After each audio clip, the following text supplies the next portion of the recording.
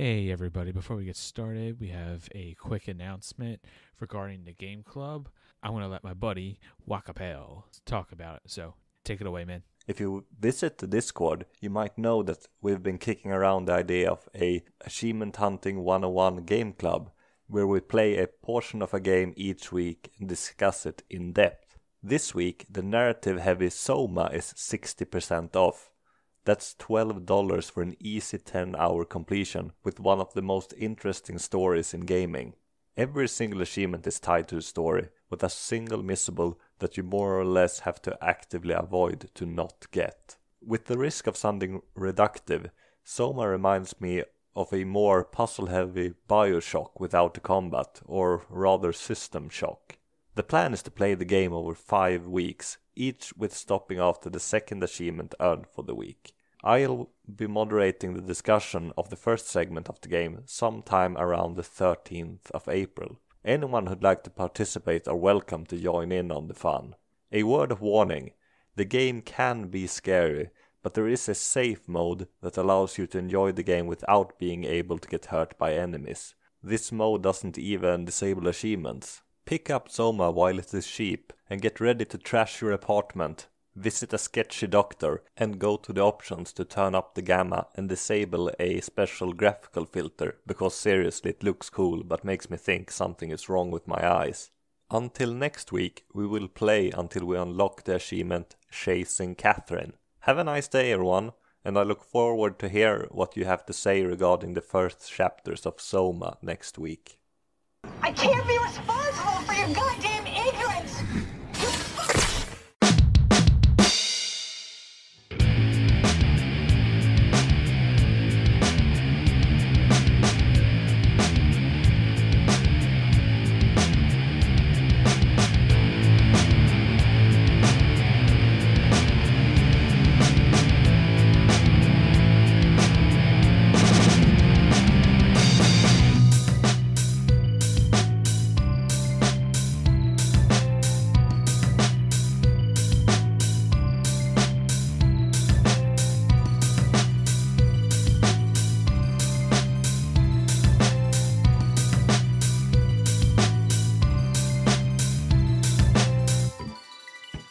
Hello and welcome to Achievement Hunting 101.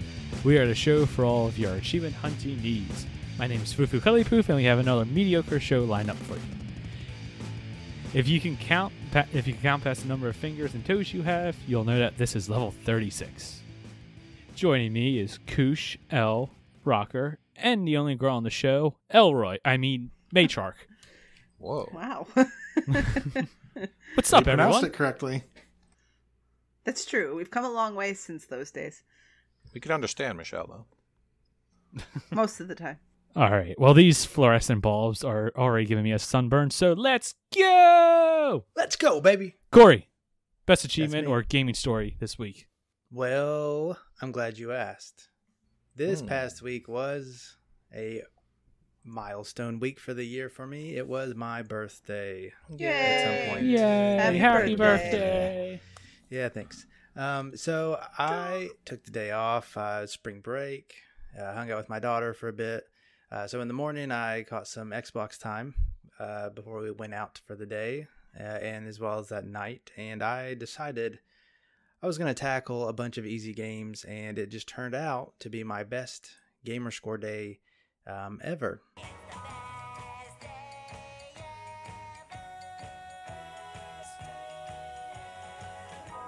So that was a nice little surprise. Yeah, thanks.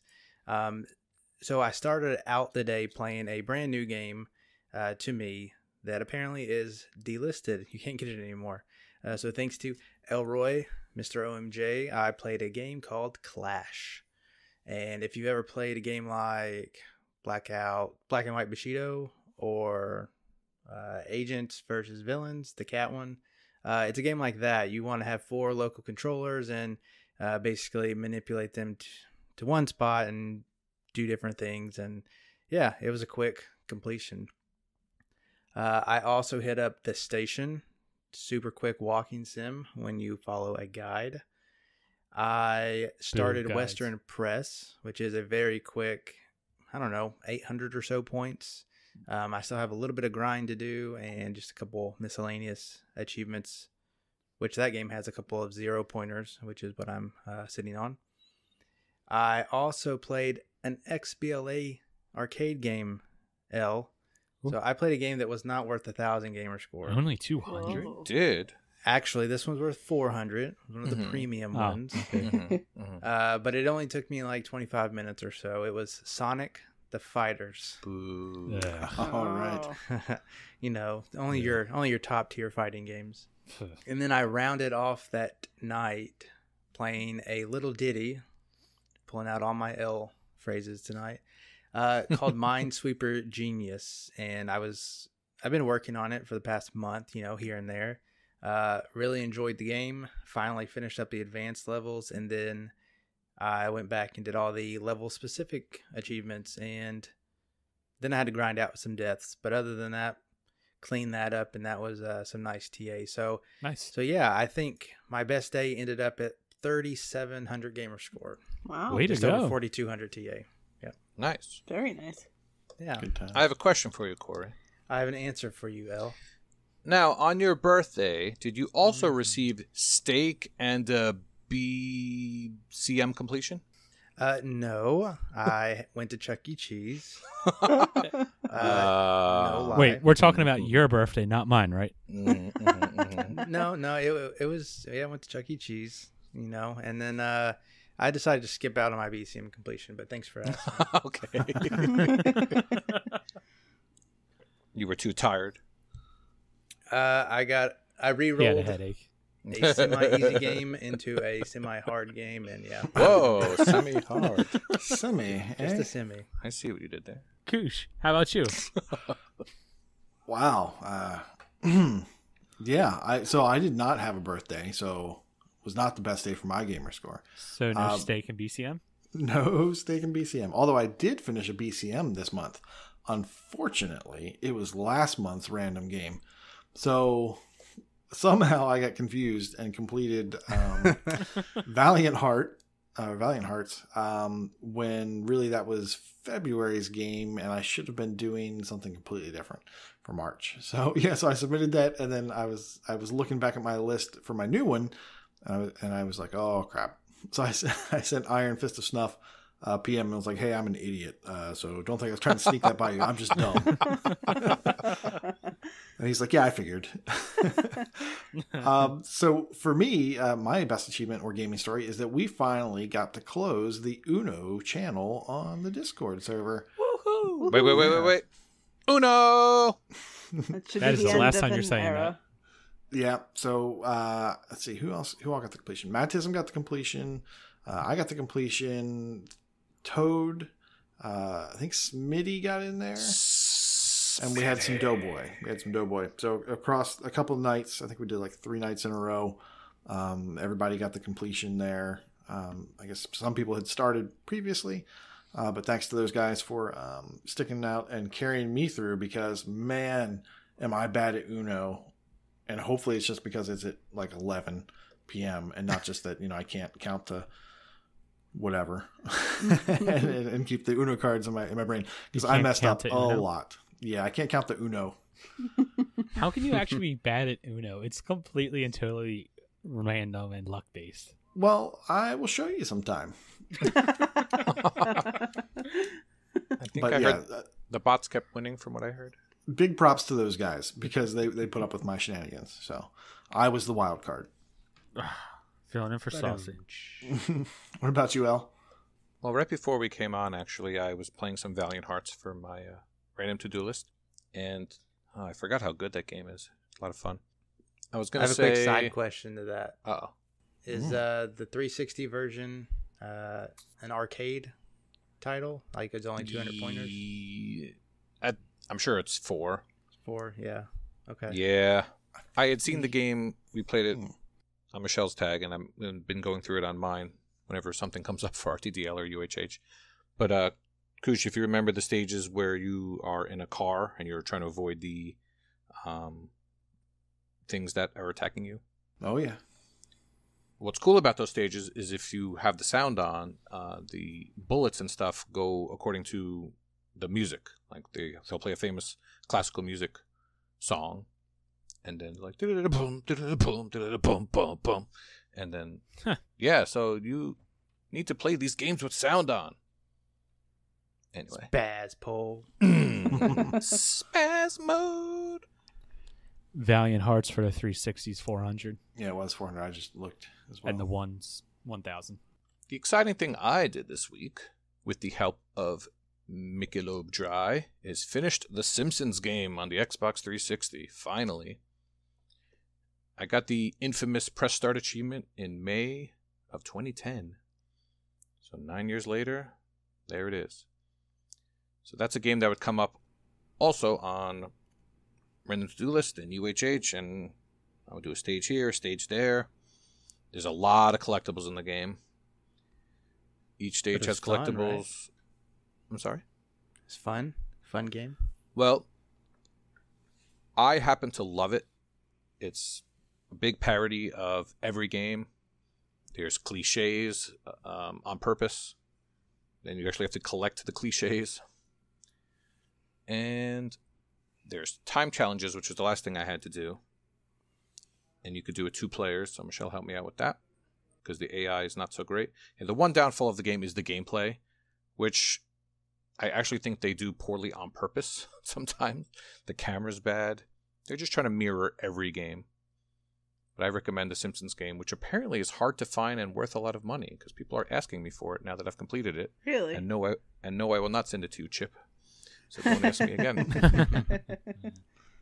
My favorite piece about it is that there's 53,007 tracked gamers for the Press Start achievement, but somehow there's 5 more tracked gamers for the game. Go figure. TA is going to TA sometimes. I'm sure Chin has an explanation for it that he will give us.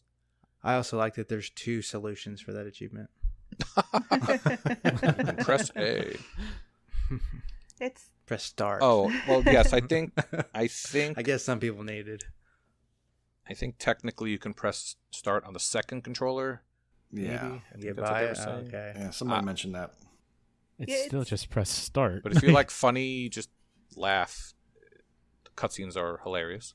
It's sort of Or you could sneaky just in watch that them on way YouTube. because, like, if you look at reviews for it or what people might put as a out of 5 stars, it doesn't review super duper well because the camera's not great and the controls can be finicky at times. But the game is really funny. Like it totally lampoons all this stuff we understand about gaming and is very self-aware, and it's worth playing even though it can be frustrating at times, without question.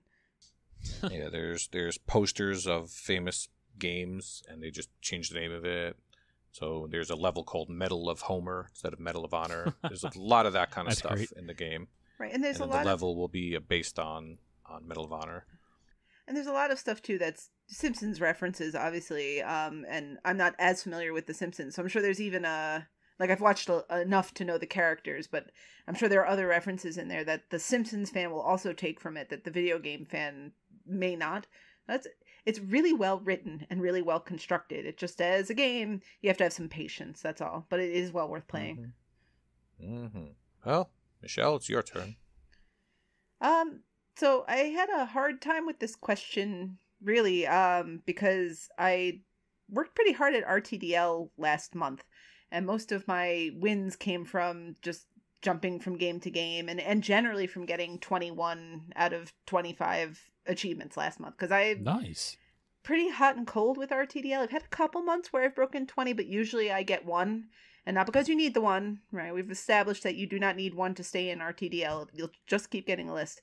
But I just kept trying to at least stay in that way. So I had a really good month. But for a specific achievement, I actually went back to my old mainstay, Gems of War. And there's an achievement in there called IDDQD and L. I think you told me what this reference is, but I don't remember what. Doesn't Koosh, do you know? I don't do quick death. Interesting. I remember you It's- saying it, but I don't remember. It's from the old classic Doom on the PC, and you would put that code in for God mode. So That's in right. Gems of War, this this achievement is for conquering 6 Doom events in a week. So every week there's a different type of event. Oh, I didn't put that together till just now. Okay, it does make sense, but there are different types of guild-related events every week. So one week is Guild Wars, one week is raid portals or invasion events. So one of the weeks is these Doom Towers, and you have to play through 4 rooms, and then the 5th room is a Doom room, and you have to get through 6 in a week. So when this particular title update launched, I played it that week. I got to maybe 3 or 4, and then I stopped playing Gems of 4. I had to get to level 500 for UHH one week, did that in 1 week, going from like 400 to 500, and never played the game again. Oh, God. So, anyway, fast forward to maybe 3 or 4 weeks ago, I'm over at Ell's place, and his son has gotten very into Gems of War. And he asked, oh, can I join your guild? Hey, listen, the guild is mostly dead. If you're going to play and earn us some keys and stuff like that, I'm sure no one's going to mind. So he's in the guild, and then I get an email. Hey, there's a Doom event. Can you help?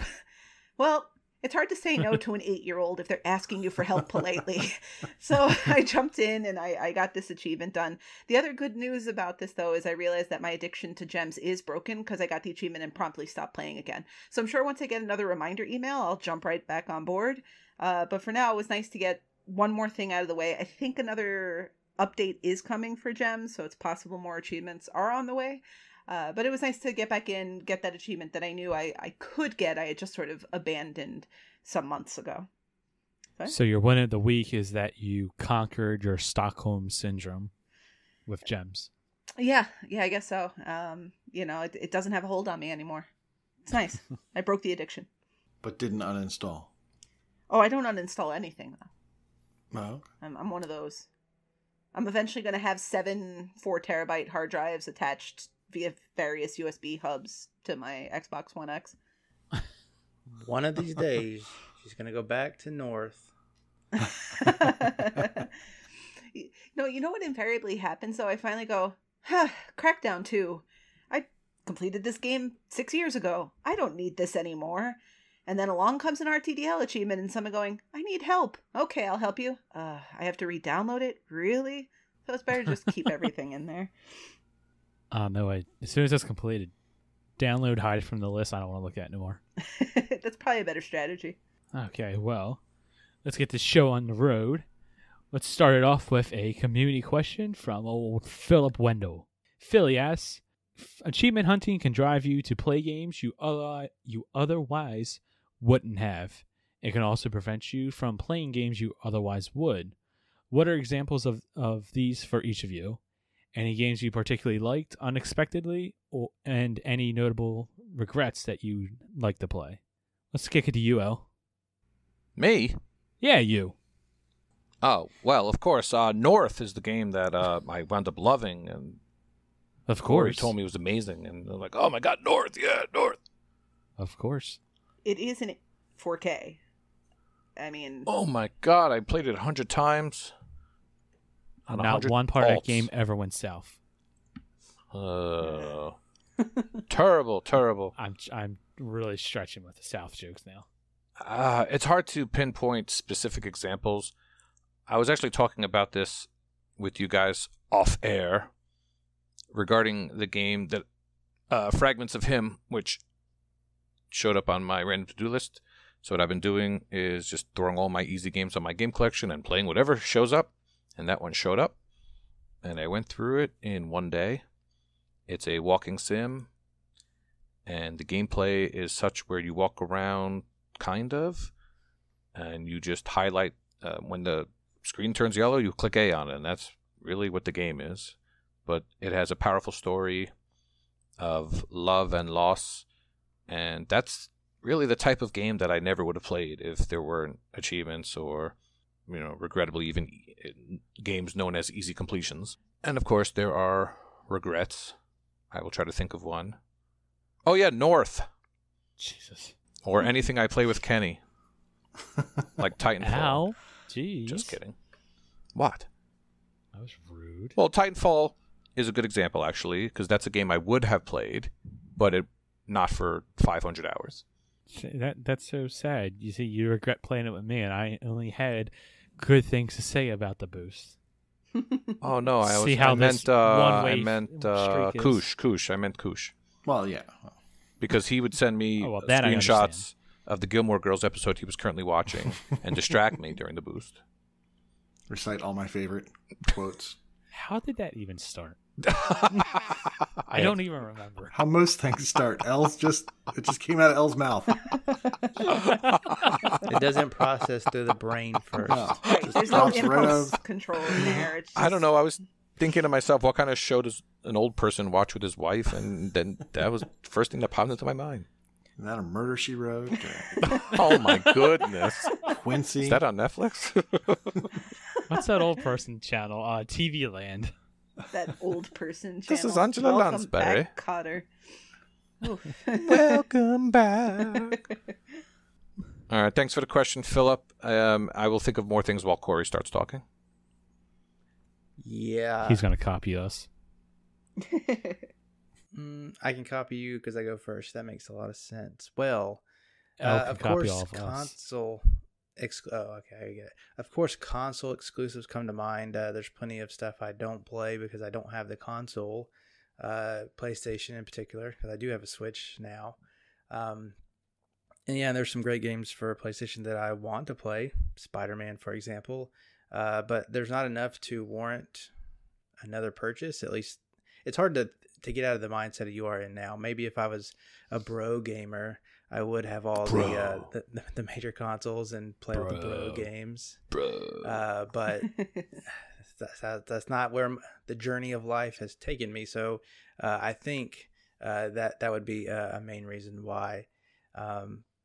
So you won't play them because there's no achievements, or because if you're playing that, you're not playing something that as you an can't be playing achievement hunter achievements right now, it's not very lucrative of me to go and spend $300 to play 1 or 2 games right now. Boy, That's a very interesting thing you just said. Is it? Did I use No, the I'm wrong actually word?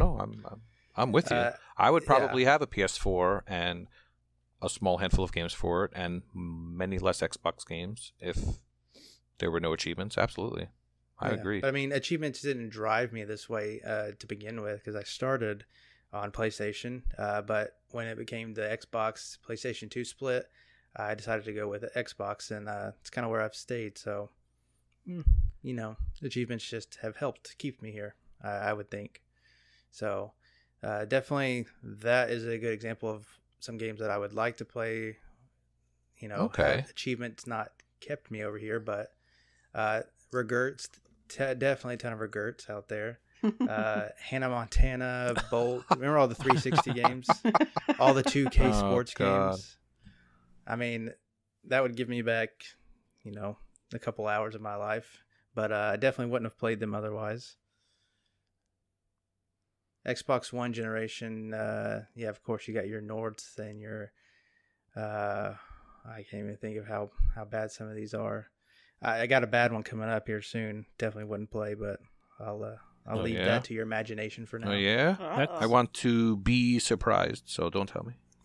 that's actually interesting you say that about starting on PlayStation and transitioning over to Xbox. Because I feel like a lot of people, myself included, kind of started that way. Where, you're real big into PlayStation 2 and then Xbox 360 came around. That took the world by storm, and then we're just stuck in the Xbox ecosystem for one reason or the other. That must So be the other. Am I the only person that has every console? I think Probably. Kenny has. I got all three. Has all three. He You just got all doesn't three? play any Okay. of them. So. His PlayStation is a Yu-Gi-Oh machine, if you remember. Yu-Gi-Oh's on the PlayStation? I'll be right back. It's morphin' time. I will elaborate. I do have a Switch, so I do have a console that is strictly for exclusives. Because if there's a multi-plat, of course, I'm going to get it on the place where I can get achievements. But there are games that I would like to play on the Switch that I just haven't want to spend the time playing, like Zelda, for example, or Mario. I have Mario Odyssey, but I haven't finished it yet because every time I'm home and I'm ready to game, I want to get achievements. So It's been really nice when I'm not at home, but it doesn't get as much playtime as it probably deserves. The Switch is best for party games. Mario Party, Mario Kart, that kind of stuff. Well, when you're an introvert, it's best when you're on the go. Okay, So, Corey, I have friends. Do you like Metroidvanias now, or are you just in it for the year? I like Metroidvanias. So I would recommend to you Blaster Master. Oh. Whoa, what? Whoa. Blaster Master on the Switch. Okay. They actually have 2 Blaster Master games. I think they're like $10 each. They are from classic NES. Yes, NES. Yes. Mm-hmm. Okay, yeah. So it's a reimagining of the NES game, and there's 2 of them on the Switch. One of them just came out, and they're great. They're kind of Metroidvania. You might want to check it out. Was Blaster Master on the PlayStation? Yeah, there was a remake of some kind there. Was there? Mm-hmm. I never played it, but I remember having a demo disc, and it was on there. Like an Mr. Incredible looking guy, real big, blonde hair. It's a pretty famous NES Sunsoft game with great music, and you would drive in a car, and then you would get out of the car and go under these little dungeons, and there were these big bosses that were just a really cool thing back then. They took up the whole screen, like a giant frog or it was always like an amphibian or something. Yeah. Hey, you know what? Metroidvania games Corey should probably play instead. What's that? Metroid and Castlevania games. Naturally. Yeah. Castlevania eventually. You should play achievement. Super Metroid. The Messenger is also supposed to be a good one. I actually want to play that one, but I'm hoping it slides into Xbox ecosystem. It's got to. Yeah, I think it's going to. Yeah. It's expanding a little bit at a time, it seems. Oh, it was Blasto that I was thinking of. No, Blasto. I played that game. I do remember Blasto, and now I get the Incredibles. I get the Incredibles comment now. Yep. I knew you guys would get that as soon as I found it. Oh, that's funny. Blasto. He's like Johnny Bravo if he was a superhero. Yeah. Yes, Johnny Bravo. That's perfect. That's funny. What about you, Michelle? So there's a lot of parts to this question. So I didn't write down my answers because I wanted to kind of think them through. So looking at it one piece at a time. First thing we're asked here is what games achievement hunting drove us to play that we otherwise wouldn't have. And at first, and I think you'll see this with most of our answers, the answers are pretty recent memory. But I was like, I'm not really playing any of these games because the achievements. I play these games now because I'm an Xbox and I am a console exclusive person. I don't have a Switch or a PlayStation. So my choices are limited to things that have achievements. Really, the game that achievement hunting got me to play was Gears of War, which, at this point, that's an odd one. That was many years ago. But I bought my Xbox 360 primarily for Rock Band. And sometime after that, I jumped onto some forums. I met some other folks who play Rock Band, and I was kind of looking to expand what I played because the Xbox is not really a haven for JRPGs, although it did have the great Lost Odyssey in those early times. So I was trying to figure out, what else can I play on this console? Because I know I'm not making the most of it if I just play Rock Band. And a friend of mine said to me, well, if you want to play a shooter, you have 2 options, really. If you are more of a run and gun type, go buy Halo. And if you're more of a sit and shoot type, go buy Gears. And I was like, all right, I'm not twitchy, so I'm going to go get Gears. And I absolutely fell in love with it. So if not for the achievement hunting and buying a 360 and that all being part of how the Xbox works, I never would have tried Gears. And that's my favorite franchise. And I've said this elsewhere, but it's not just that I've played the games. I've read the books. I've read the comic books. I'm super into the whole canon of the world. So I would not have discovered that if not for achievements and the Xbox. On the flip, you would likely not know Ell or any of us. I definitely would not know any of you. I definitely would not know Ell, even though we live 10 miles apart. We would never have crossed paths. That's just how things go. The beauty of gaming. Yeah, that's the beauty of Xbox. It's also the beauty of True Achievements. Absolutely. Yeah, because we wouldn't have met on Xbox. We met because of True Achievements. So, that's how these things go. On the flip side, about games that it prevents you from playing that you otherwise would. I was right where you were with this one, Corey. It's mostly console exclusives. A game like The Last Story, which came out on the Wii, I think, was the other Mistwalker Studios game outside of Blue Dragon and Lost Odyssey. And I loved Lost Odyssey, and I never played Last Story because I just never had the console. There's no achievements. It's not just the achievements, it's my gamer tag. Like, my whole history is built into this thing. So I just never played it. So I'm gonna agree 100% that console exclusives are really what I missed, because at this point, there was a point 2 or 3 years ago or longer where I was really hesitant to put stuff on my tag where I wasn't gonna accomplish too much. My tag's a wreck anyway. If I put something on there that I get one achievement in, it's not gonna hurt me that much at this point. The rest of the question. Oh, go ahead. Yeah, I think what he's probably asking is if is there a game that's too hard that you won't put on your tag because it's too hard or because it's too grindy. I assume that's what he's getting at.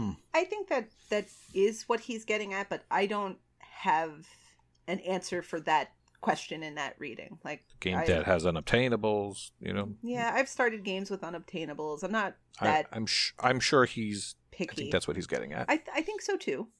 But given that I don't really have an obvious answer for that one, I'll take that other approach. And then there's this other part of the question: if there are any games you particularly liked unexpectedly and any notable regrets that you'd like to play. Games I particularly liked unexpectedly would be Halo. I was very, very anti-Halo when in my pre-Xbox, PlayStation owner life. I only played JRPGs, was not into that shooter stuff, and I love me some Halo now. And one of us. I know. It happened very quickly, too. Like, I got Halo 3 and I had it complete within like a month and a half, and, went over Elle's place and played Halo 1 on the original Xbox just for the full experience. So, got deep into that franchise too. And notable regrets that I'd like to play, that I think that's more the question, Elle, that you were saying, insofar as what he means here, because something you avoided because there's a grindy achievement. The only thing I can think of offhand is something I've already started, and that's DJ Hero 2. I really liked DJ Hero 1, but I did not continue with DJ Hero 2 largely because there's a large number of weirdly numbered achievements, and I'm not good enough at the game to even them up. And that is a way in which achievements have affected my gameplay, right? Because if they were all regularly numbered, I probably would go for it. But I don't want my score permanently ending in an 8, and you all are welcome to judge because it's something well worth judging. But it's just, I don't blame you. I don't like that. I don't like that I'm not capable of evening up my score, and I regret that I didn't give it more time, because the games are pretty fun and they're definitely unique. There's not a whole lot else like them. So I think that covers everything I was going to say. So Kenny, since you've waited patiently from when Elle passed the floor to you and I took it right back, what are your thoughts on this question? Well, before you do that, yes. Michelle, what's your gamer score right now? 470,000-ish. Okay. Just wasn't sure if you know the exact number. Like, I didn't know what my number was, and I look at it and it ends in a 2, and I'm okay with that. Oh no, I know. I know okay. when my score doesn't end. You can't sleep well at night if you know that your gamer score doesn't end in a 0 or 5. It just doesn't feel right. It's like the Princess and the Pea, right? I can deal with it as long as I know I have the even up achievement able to go. So something like Infinite Undiscovery, which I didn't get too far into, I know there's that one gamer score achievement that's very hard, and there's I think a 49G one for finishing the game. I'm like, well, no, I'm not going to do that.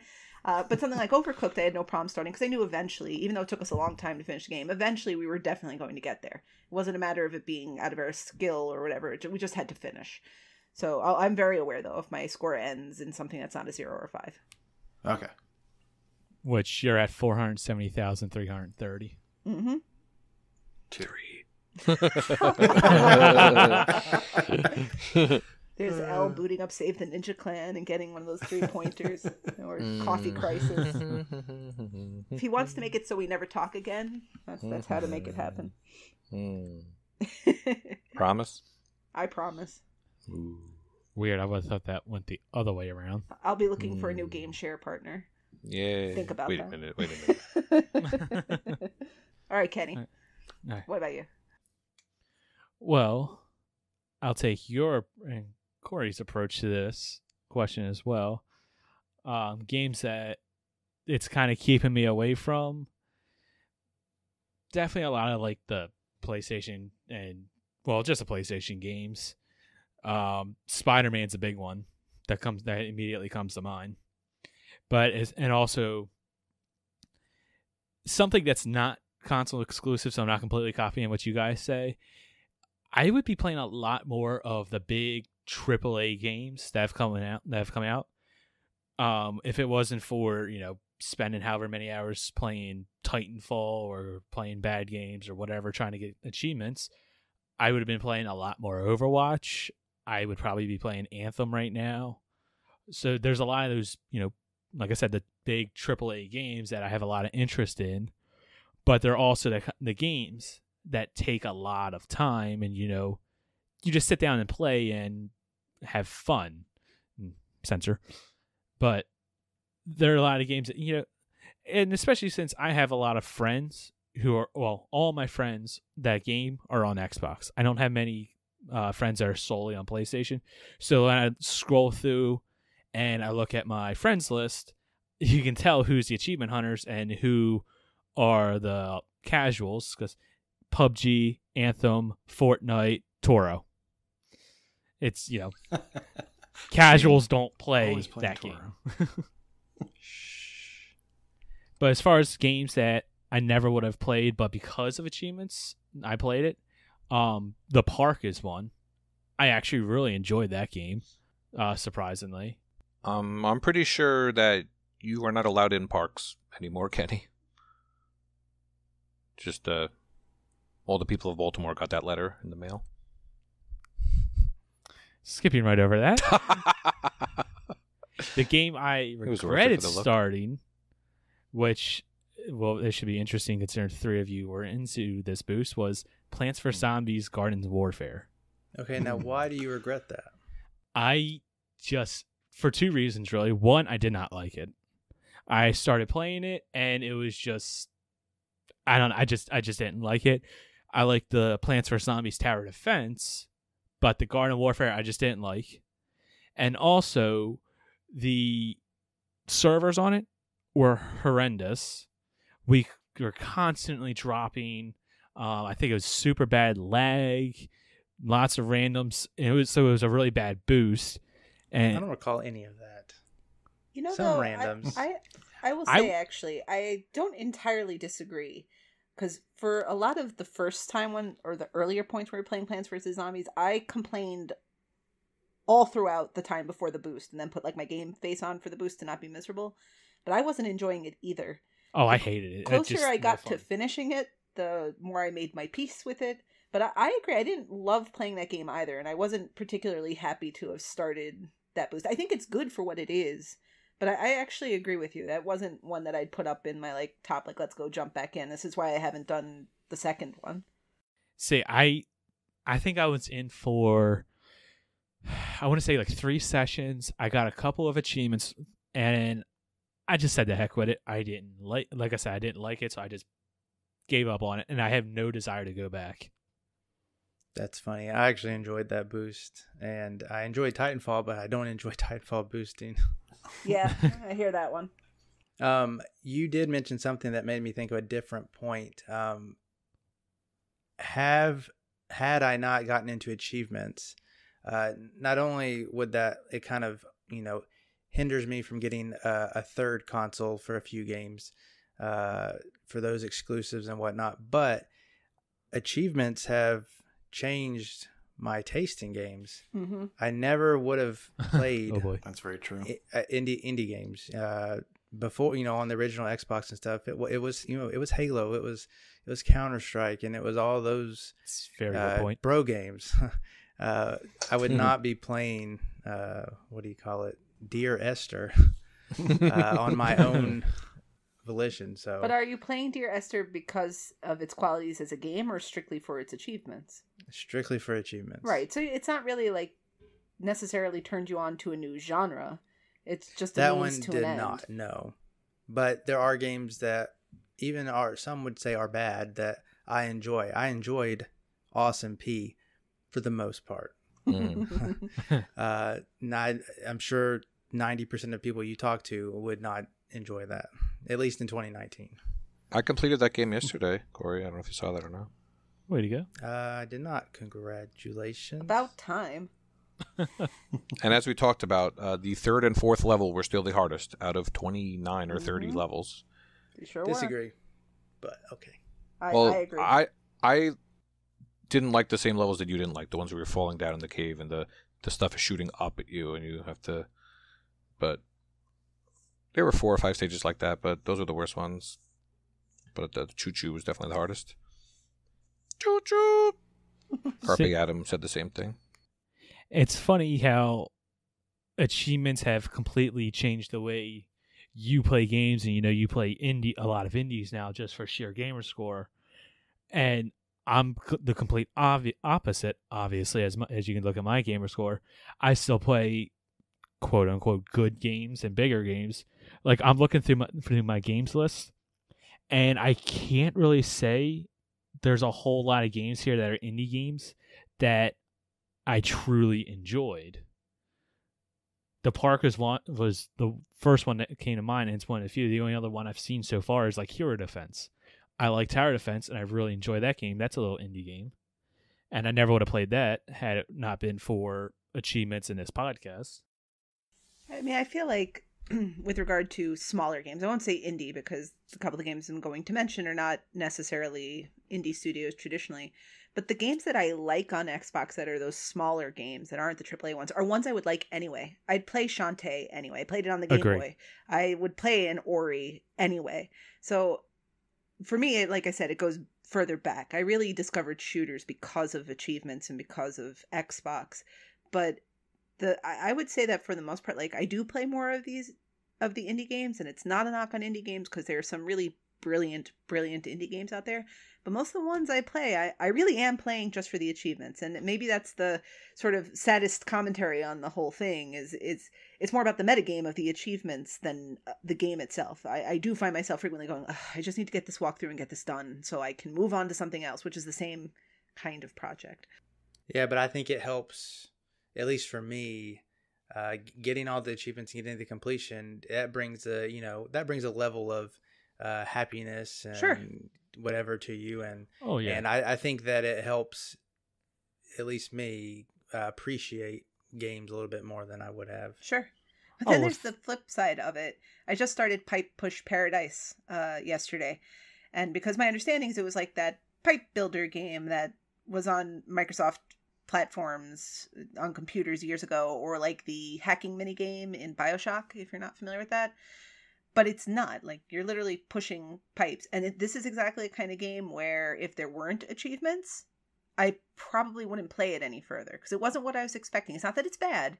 It's just not what I was expecting. And I don't really feel like playing that. But now that I've got it on my tag and it's on my RTDL, I feel obligated to it. Even though it's only an hour or two to get through it. So there's sort of that, yes, I experienced something I might not have because I probably wouldn't have purchased it otherwise. But now I feel like it's sort of a burden that I have to get through. Yeah, I mean, and there are indie games that, like you said, that I would have played even if I wasn't going for achievements. Like Inside, for instance, I love that game. Mm-hmm.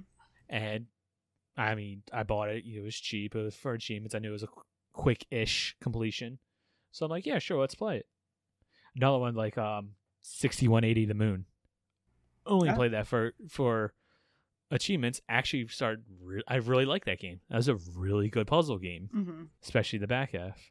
Well, we actually talked about that in Discord today after Philip Wendell asked a question.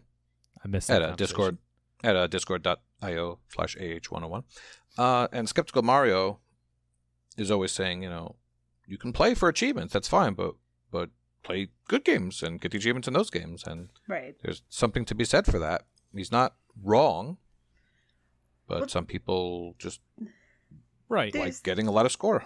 Well, there's that addictive quality to it, right? Like, you get those achievements and you're 1,000 points richer at the end. Plus, some of us are, there's stuff like trying to get 100,000 gamer score in a year. So that is going to alter how you play, because the 40 hours I put into Red Dead Redemption is 35 ACA completions.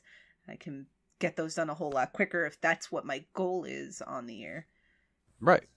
Right. I mean, for me, for me spending 150 hours or so in completing Skyrim for the second time to get up, 1,500 gamer score is way worth my time than instead of spending 150 hours in getting, I don't know, 30,000 gamer score by playing a whole bunch of easy games. Yeah. To me, it's just not worth it. I don't enjoy bad games. So, and all I do is just beat my head against the wall and tear my hair out. No, I don't want to do that. I'd rather play something I enjoy and something I love, even if it's not, lucrative gamer score.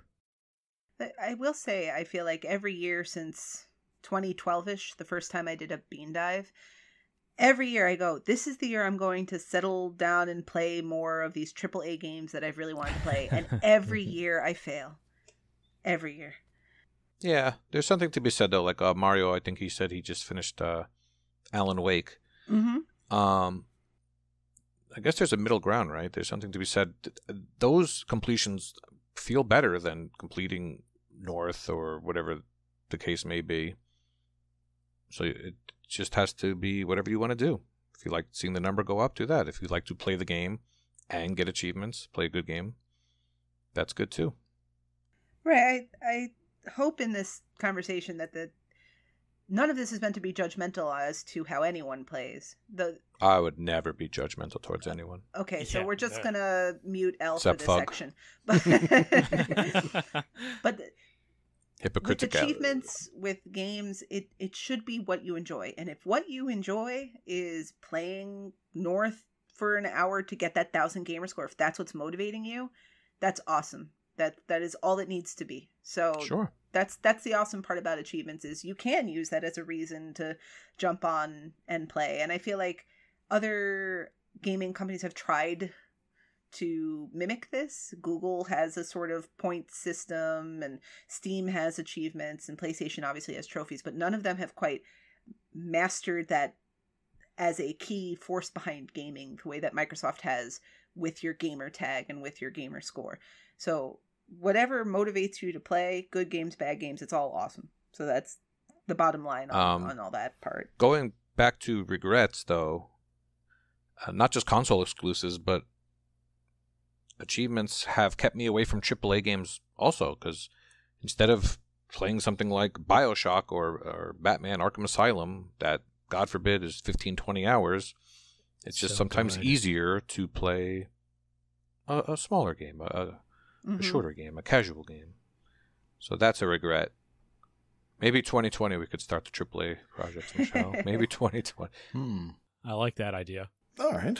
Well, I thought it was interesting the way some of you guys took it with console exclusives. I didn't even think about that, and I also didn't think about what Elle was saying, like achievements or difficulty would deter you from playing a game. I didn't get that from the question at all. Maybe I'm just too simple. But and I actually I put my answers in code because I was going to go last.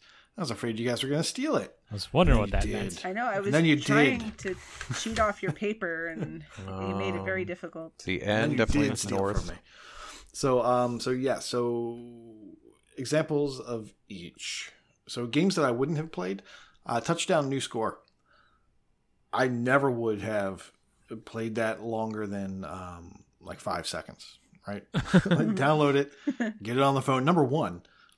Buy a Windows phone. I bought a Windows phone so that I could get a little bit of gamer score trickling in here and there. And so got that game, played it. It's horrible. Number one, it's a sports game, so that's already one strike. Number two, it's on a Windows phone. Strike 2, 3, and 4. So for me, it was strictly achievements. That was the only reason to get that phone and to get that game. Now, for games that I'm glad that achievements got me to play, Turtle Quest. That's all I need to say. Insert sound clip here. As it turns out, I like turtles. I like turtles. From you guys. Yeah, so that game was a horrible gem, right? It just like it was one of those games where you can't believe that this actually was made. It was actually intended to be played, and somehow it snuck by the board and it got onto people's computers. And so that was great. So I probably never would have experienced that. I probably never would have downloaded it and tried it just from the screens that were there. But what a great experience. And man, just being able to share that experience with the people that were able to get it and download it and suffer through it is that's reward enough. And then regrets, things that I'm not able to do because I'm too busy, feeding that achievement itch, is the AAA. I'm not playing the AAAs that I normally would have been playing, like the GTAs. I'd be spending a lot more time going through and completing those. And then, AAAs on other systems. So Spider-Man on the PS4, God of War on the PS4, this, that, and the other, indie game that isn't coming to the Xbox or isn't coming to the Xbox anytime soon. Those are the sorts of things that I would have been playing. I've always loved indie games and different gameplay. So, but I've kind of always loved AAA and those little indie experiences. Not the sports games, but that's what I would have been playing and probably would still be playing. And then, great point. I'd probably also still be addicted to WoW and playing that, or I didn't even thought of that one. Yeah. Oh, or something else that would steal me away from World of Warcraft for a month or two, and then I'd go back to it. So that's what achievement hunting for me is taking me away from, or what I would have been doing without it. Yeah, see, I've never actually played WoW because I know that's one of those games that if I start it, I'm going to be stuck in it. So when I was watching the TA stream of Black Desert, I was getting the itch. Like I was actually starting to get flashbacks of playing WoW and going out and just grinding and getting those early levels done, and then I was like, okay, I need to walk away. I cannot watch this stream any longer because I'm probably going to get it. And so yeah, that's another one. The Elder Scrolls MMO. I would love to play that more, but if I play that, that's going to be 300-400 hours. If that's all I'm playing, I'm not earning hardly any achievements for that. One other thought with regard to this question that's not directly aligned with it, but is drawn from the same background. Achievements have motivated me to turn on my Xbox or some Windows-based platform every day for however long my streak has gone on. And there's a blessing and a curse to that, as those of us who are engaged in chasing a streak know. Where on one hand, you're getting use out of your console, right? Like, I bought an Xbox One X when it was new. It was pricey, but it's pennies to the hour from what I paid for it. I have no problem with the expenditure. But there are also days where I get home late and I'm tired and I just want to crawl into bed and I'm thinking, I gotta find something to get an achievement in first.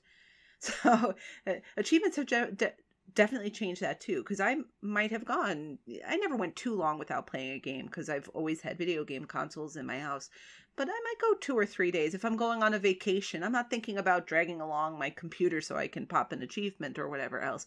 So that's been a big change with achievements too. That's actually a really good point as well. It's not even think of. Mm-hmm. Not that I keep a streak, but just like you said, it keeps you coming back to gaming. And also, the sorts of daily grinds that you need to do for some of these games. Sure. Like you definitely wouldn't feel the pull for that unless you were going for that gamer score. That sweet, sweet gamer score. It's true, right? Because I'm sure most of us play some kind of phone games that have a daily login bonus, and the longer you log in or the more consecutive days you log in, the more the bonus is. Or if you do Bing rewards, if you do 3 days, you get a bonus. And then if you do 7 days in a row, you get a bonus. And how often do we break that streak? Because every 4 days. Mm-hmm. Right. It's so funny now that you're mentioning it. I bounce off of phone games so quickly now, whereas before I would be juggling 3 or 4. Mm-hmm. And also I'm not taking the Metro any longer. But new season, yes, thank you. Touchdown Hero, new season, not new score. Sorry, I know there's 3 people out there who are offended because it was their game of the year. 2 of them are Elroy somehow. Yes, yeah. But yeah, so I bounce off of phone games so quickly now because there's just no reason to play them. Yep. Yeah, I've But there probably never would play Yeah. Wordament if it wasn't for achievements. I might I have, would play Wordament. hopped on and did a couple of puzzles. Went, hey, this is kind of fun. Played it for 4-ish hours, and I'm done with this. Because that's not necessarily something I would be super addicted to, like a Pokemon Go or Clash of Clans, where I have easily put thousands of hours into. I still find, though, for the rare game I play that doesn't have achievements in it, like I play a lot of Words with Friends, and I find myself thinking like, oh man, this is my 100th game. That would have been an achievement if this was an Xbox game. Like, it just changes your whole thinking about these things. That was a good question. I'm glad. Yeah, it was a great interesting. question. That was a It was very interesting glad the you different asked. spins you guys took on it too. Well, thank you very much, Philip. That was excellent. And if you would like to ask a question, by all means, please send us a tweet or something. Twitter tweet. There it is. There you go. I was hoping one of you guys picked that up. It's officially a thing. Let's move on to some sales. So I'm going to take the lead on this. I'm actually going to buy something. What? In real time. I know planes crash, apocalypse, I'm buying things. Brooke, close your ears. See, I got her Taco Bell tonight, so she should be good. Ooh. I don't know. It's a bribe. Rumor has it she's a tough cookie, so I don't know. Ooh. But I'm only going to get one. I'm going to get the yet another Zombie Defense HD game. Like I mentioned a little bit ago, I love tower defense games, and this one is on sale for, I just had it up. It's not really too big of a sale. It's usually $5. It's $3.49 now, so saving $3.50. Yeah, saving $1.50. So it's cheap. Kenny, we ain't got no $3.50. That's like a nacho fry. Ugh, I just tried this rattlesnake nacho fries. They're terrible. Yeah, don't do that. Ugh, Yeah, that's a bad decision. bad decision. I could have bought another game for what I spent on them stupid things. But we get yelled at for talking about food. So Michelle, why don't you take it? All right. So there's a lot of quick gamer score games on sale this week. And if you go to True Achievements, they actually have an article, I think, with 16 games, highlighting 16 games that are quick and easy gamer score that are on sale. I'm not going to highlight 16 because that would involve a lot of talking, but I will highlight a couple. One game that caught my eye is Bulb Boy. It is $8.99 or normally, and it is now $2.24. The game takes 2 to 3 hours. It's worth $11.27 TA, and it's classified as a point and click. I actually know really nothing else about it. So, Koosh, have you played this? Have I played what? I'm sorry, I wasn't listening. Oh, no. Oh, no. I called you out. Bulb Boy. Bulb Boy. I have purchased Bulb Boy because it looks interesting. It almost looks like a Game & Watch game, right? Is that the one I'm thinking? I think so. I didn't You mean the research Smash too Bros. frequently. character? Yeah, I think Elroy actually reviewed this because it has poop humor. So I think he loved it. That's, yep. Yes, he did. Yeah. Now that you talk about the poop, yes, I remember that one. So that one piqued my interest. I'm not sure if it does more or less now with that knowledge, but it did beforehand. The next game that actually came up a little bit in Discord too, Beast Middle mentioned it, The Bunker. It's normally $19.99 and it's down to $5.99 this week. It's worth $1,134 TA and is another game that clocks in at about 2 to 3 hours and is listed as a point and click, adventure, which is TA's way of saying walking simulator. Maybe, or FMV type thing. Has anyone played The Bunker? Negative. Nope. I've almost purchased it 3 times. This isn't the first time The Bunker has been on a significant sale, and I usually hear the same thing when it goes on sale. It's actually got a pretty great story, and it's interesting and thought-provoking.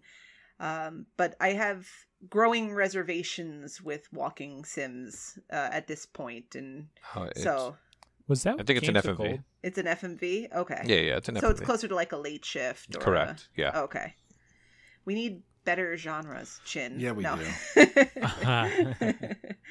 Was the Bunker Yeah, Games Chin. of Gold at one point? No. No. What am I thinking of? Oh no. Not the bunker. Not the bunker, yeah. Archie! Oh, that's for us olds. Thank you. I get that one. I get that. I get that one too. And I'm not old.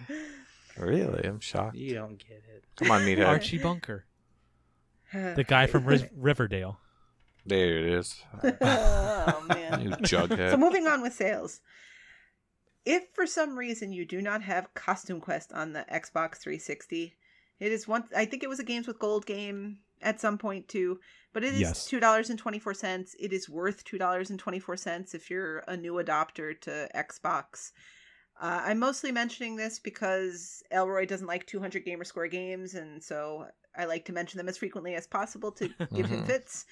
But it is an excellent game. It's about a 6 to 8 hour completion. Just a really good basic sort of entry level RPG. Also, this was not one that I had necessarily put on my list, but in Discord today, Sasha Morning recommended The Invisible Hours, which is on sale about half off. It's $9.99 down from $19.99. It's a 3 to 4 hour completion worth 1280 TA. He suggested to play on your own and then mop up the achievements. It's a detective game, and the fun of the game is kind of peeling back the layers of the mystery by yourself, and then you can clean up with a guide after. And something else I was interested to find out is the game is developed by Tequila Works, and they actually have a pretty solid development history. They're the team behind the Sexy Brutale, Rhyme, and Deadlight. So it seems to have a pretty good pedigree. It is half off. It was not on my radar at all, but this was a recommendation of Sasha's, so I just wanted to put that out here. So that's all I'm going to cover. Well, what about you, Corey? Well, I have one game on my list so far, and that is the Z2Z classically reviewed game. Rip. Uh-oh. Oh, boy. Albert and Opbro. Oh, memories. This game is $3, normally $12. That is a darn good sale, That's a deal. Yes. as we say in the South. And I am gonna pick it up, just like you pick up Auto, apparently, according to the walkthrough. It's a pretty solid little game, Limbo clone. I'm gonna guess they never fixed that achievement, the 5 death one. So I Yeah. don't think so. I don't think so. Why don't you explain what that is, Elle, for people who are not familiar? well, you have to beat the game without dying more than 5 times, and even though it's easy-ish game, you will probably die more than 5 times, but you can die as much as you want because you still will get that achievement once you beat the Complete game. episode 1 with 5 deaths or less. Oh yeah, and there's totally episode 2 on the way, right? Well, it kind of, no, spoiler, it ends with maybe a cliffhanger. Okay, so the achievement is glitched in a good way and unlocks regardless of how many deaths you have, right? Correct. Correct. Mm-hmm. Perfect. That's what I said, totally. One thing As to keep in designed. mind as you're playing Albert and Otto, though, is the controls are not always super fantastic. One thing that makes Limbo, and I imagine Inside, although Kenny can speak more to that than I can. Same game. Right, they're essentially. very similar. But one thing that really makes them work is that the platforming is very good. When you jump, you land, It and really there's no is. floatiness. You don't glitch through there's sort of a glitchiness at the end of Albert and Otto where you might fall through like a platform, so you have to restart at the last chapter point. Keep in mind those things happen in Albert and Otto because it doesn't have quite the same development team behind it. But for $3, everything's fixable. It's glitched in a good way insofar as the achievements. It's a good recommendation. Just to touch on an earlier subject, I'm not buying this for its extinguished prowess of a good game. I'm buying this strictly for that 1.2 ratio that it is boosting. Well, this might be one that you find that you enjoy in spite of getting it for the achievements. We'll see. Limbo is kind of meh for me. And Okay. I just played another Limbo game, actually. What do you call it? Planet of the Eyes. And that was meh. I really want to finish that. So, Rocker, do you like sheep? Sure, who doesn't? Do you like fire? Yes. Yeah. Do you like sheep on fire? No other way to have them. This is the game for you. Half of the people listening to us have no idea why we're laughing right now. Well, those half haven't played Albert and Otto and ought to get to it at $3 this week. on sale. $3. That's actually interesting. You pointed that out. That's on my to-do list. I really want to get to this. I bought this, well, when it was Game and Mon from Zed, and never actually played it. Intended to, didn't, and now it's sitting there on my hard drive. And you bought ready those to be played. rattlesnake fries. You could have Right? could have had Albert and Opero. Could have had that, and by the time we're done recording, you could have finished the game apparently because it has a 1 to 2 hour completion estimate. I don't know. There's a couple tricky ones in there. It That took me seems a little longer fast, than that. yeah. That if you're following a video guide and you're super competent at platformers or your redemption, it'll take you 1 to 2 hours. But for those of us who are normal gamer folk and who do a first run through without a guide, or even with a guide, because a guide kind of slows you down at times, it's probably going to take something closer to 3 hours. It's still not long, but I think 1 to 2 is understating it a little bit.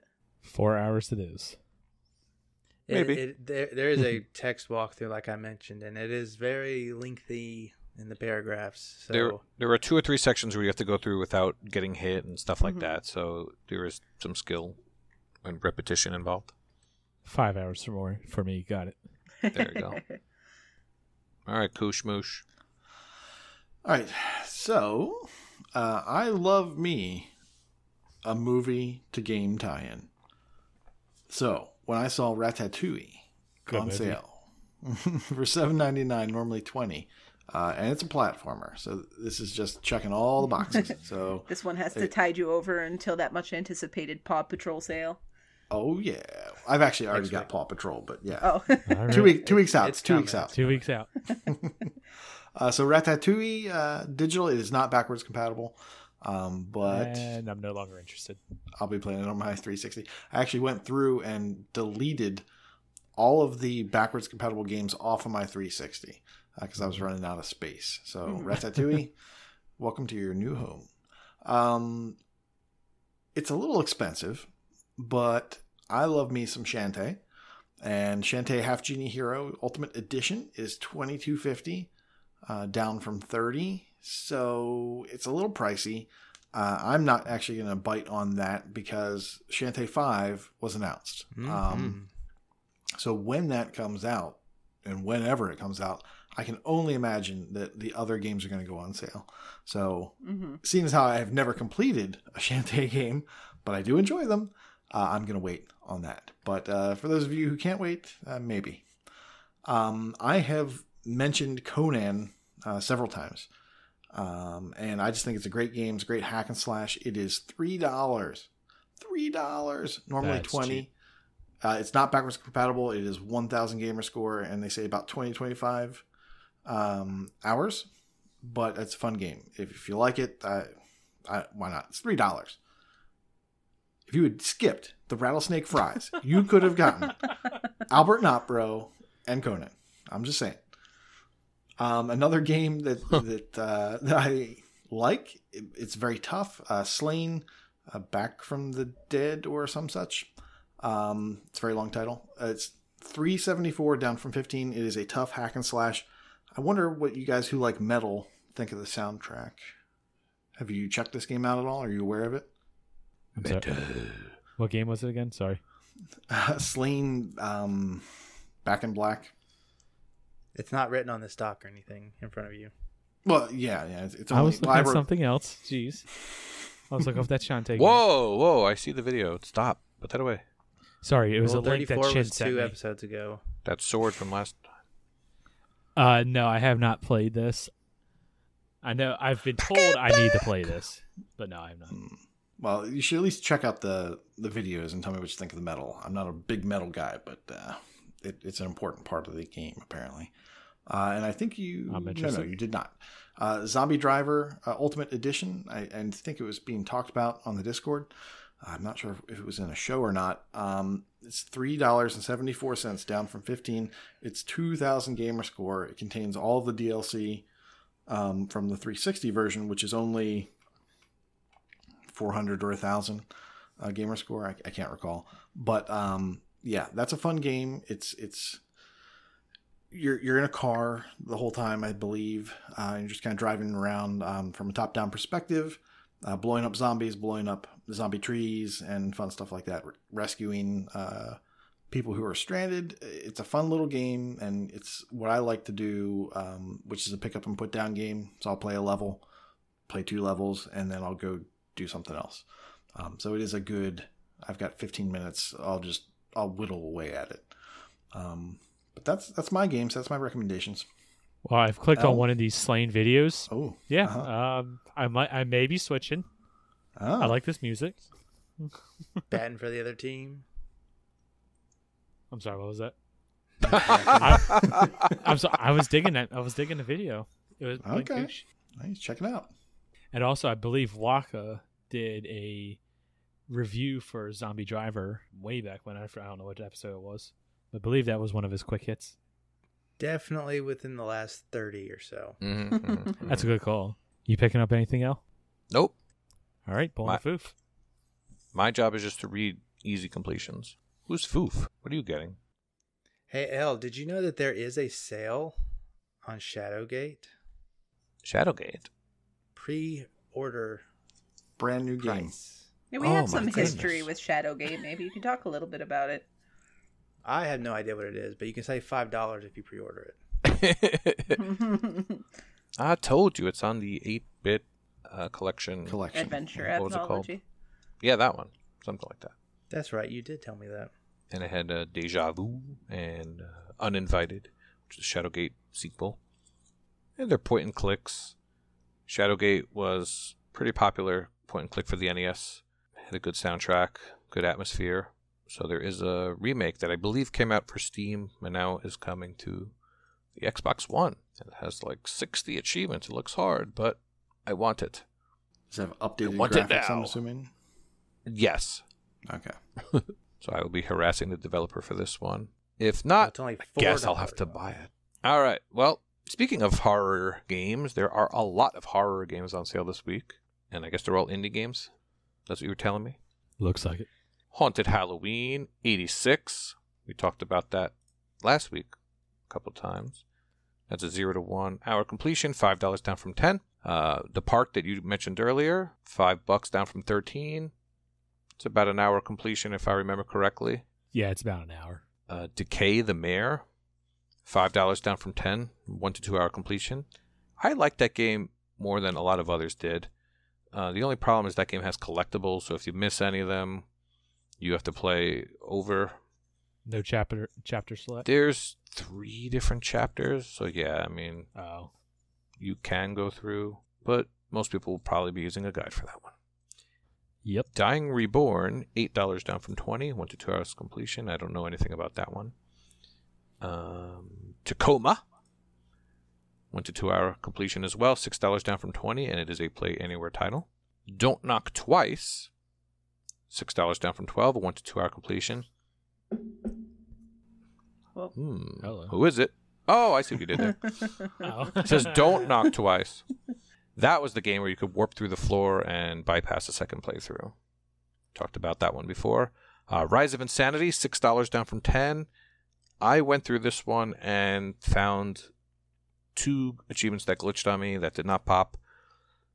It's the type you have to delete your game and the save and go through again and hope that it pops. That's kind of annoying, so maybe stay away from this one. Your Toy. Horrible. I've heard this one is yeah, that word. Horrible. $7.50 down from 15. Real quick with Your Toy, if you just mentioned the glitchy achievements with Rise of Insanity, there in Your Toy there is this there's a spot where you have to basically not get attacked by the enemy, and there's an achievement for not getting attacked, and if you do get attacked on it, it's almost impossible to actually unlock it again. You have to like delete your save, go through all of your accounts, delete it from the cloud, all this. There's a walkthrough on TA on how to actually be able to do it, but it's a pain. It's one of those things that if you're going to do it, follow a guide. Should we follow a guide? Yes, follow a guide, or else you will regret it. Okay. Continue. Sorry. Where was I? Your toy. Oh, another Limbo clone, Toby and the Secret Mine, is $4, down from $10. I've heard that one was actually pretty decent. Anyone ever play that one? Nope. Yes. Toby No. Secret Mine. I would Yeah. not call that horror. No, that one is actually not horror, but that was on the easy games list. But most of the rest have been horror. Yeah, I thought Toby was fun. It's a platformer. It's kind of got some shared DNA with Limbo, and Inside. So if you like those games, I think you'll probably like Toby Secret Mine. Waka's favorite game and mine, Albedo, is on sale again for $5.60. 2 to 3 hour completion. iZombie, everyone's favorite phone port. I think it's $2 instead of $4. That's Fufu's favorite game. That was a pretty fun game. And as Michelle mentioned earlier, The Invisible Hours, which now I'm actually excited to play. That sounds like a fun, local, solve the mystery thing to grab the wife to help out with that one. And that's basically it for this week. Cool. But lots of horror games on sale. And a lot of them are easy. And I wouldn't call any of these particularly scary either, so maybe 1 or 2 jump scares for a couple of them. Speak for yourself. Well, you're a big wuss. And we're expecting a spring sale soon, right? Boing, boing, boing, boing, boing. Yes. Our resident Australian correspondent, Smitty. I think so, Wednesday. Wednesday. So by the time this is out, there might be there might be some more sales. He does hail from the future, so So check. If you're listening to this, go ahead and check this stuff. Check Willin and Dylan. That's the best spot. In Discord, discord.io/AH101. Well, if you don't want to spend your money, we do have 2 new games appearing on the Game Pass. Michelle, why don't you go ahead and read these off? Oh, all right. You picked me to read this first because the first word in the first game is not pronounceable by normal human beings. No, of course not. That's not why I said that. Oh, okay. Operentia? The Stolen Sun? That's good enough. We'll go with that. Close enough. This just came out on March 28th. The game is by Zen Studios, which is the team behind Pinball FX. So it's interesting to see them making a role-playing game.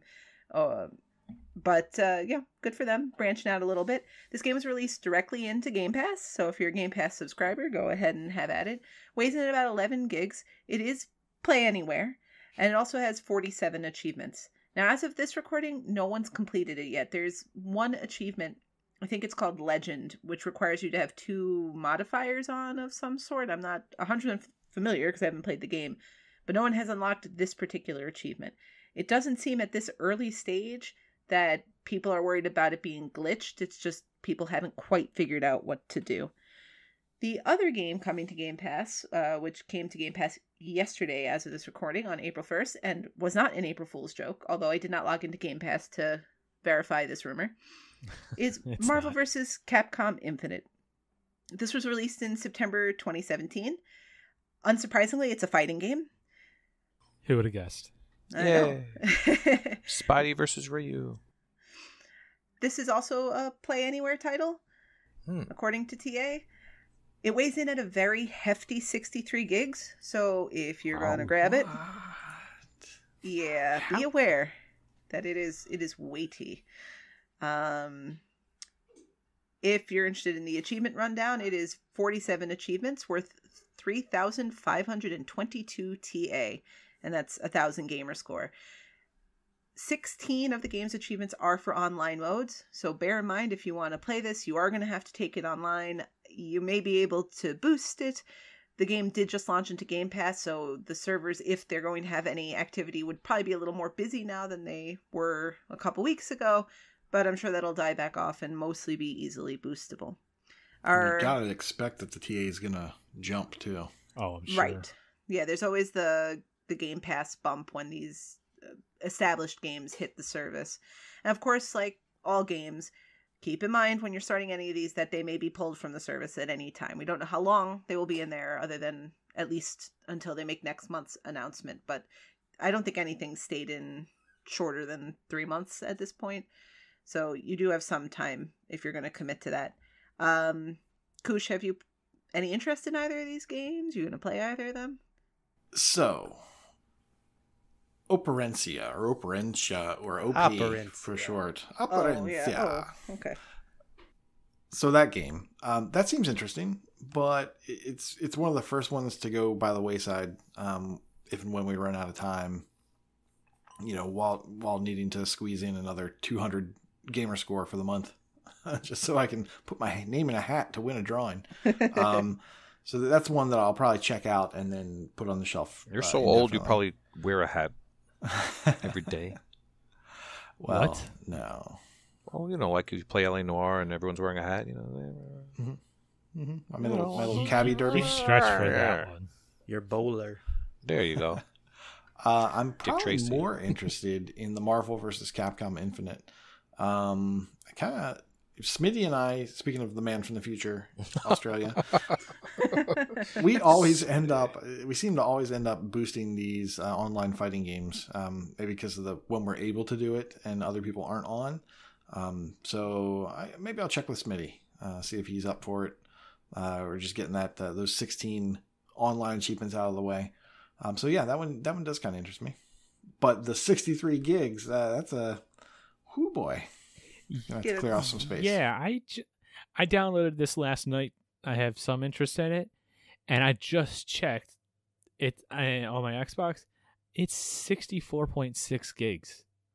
What in the world is in that game? They got a lot of characters in that game. This isn't Power Rangers.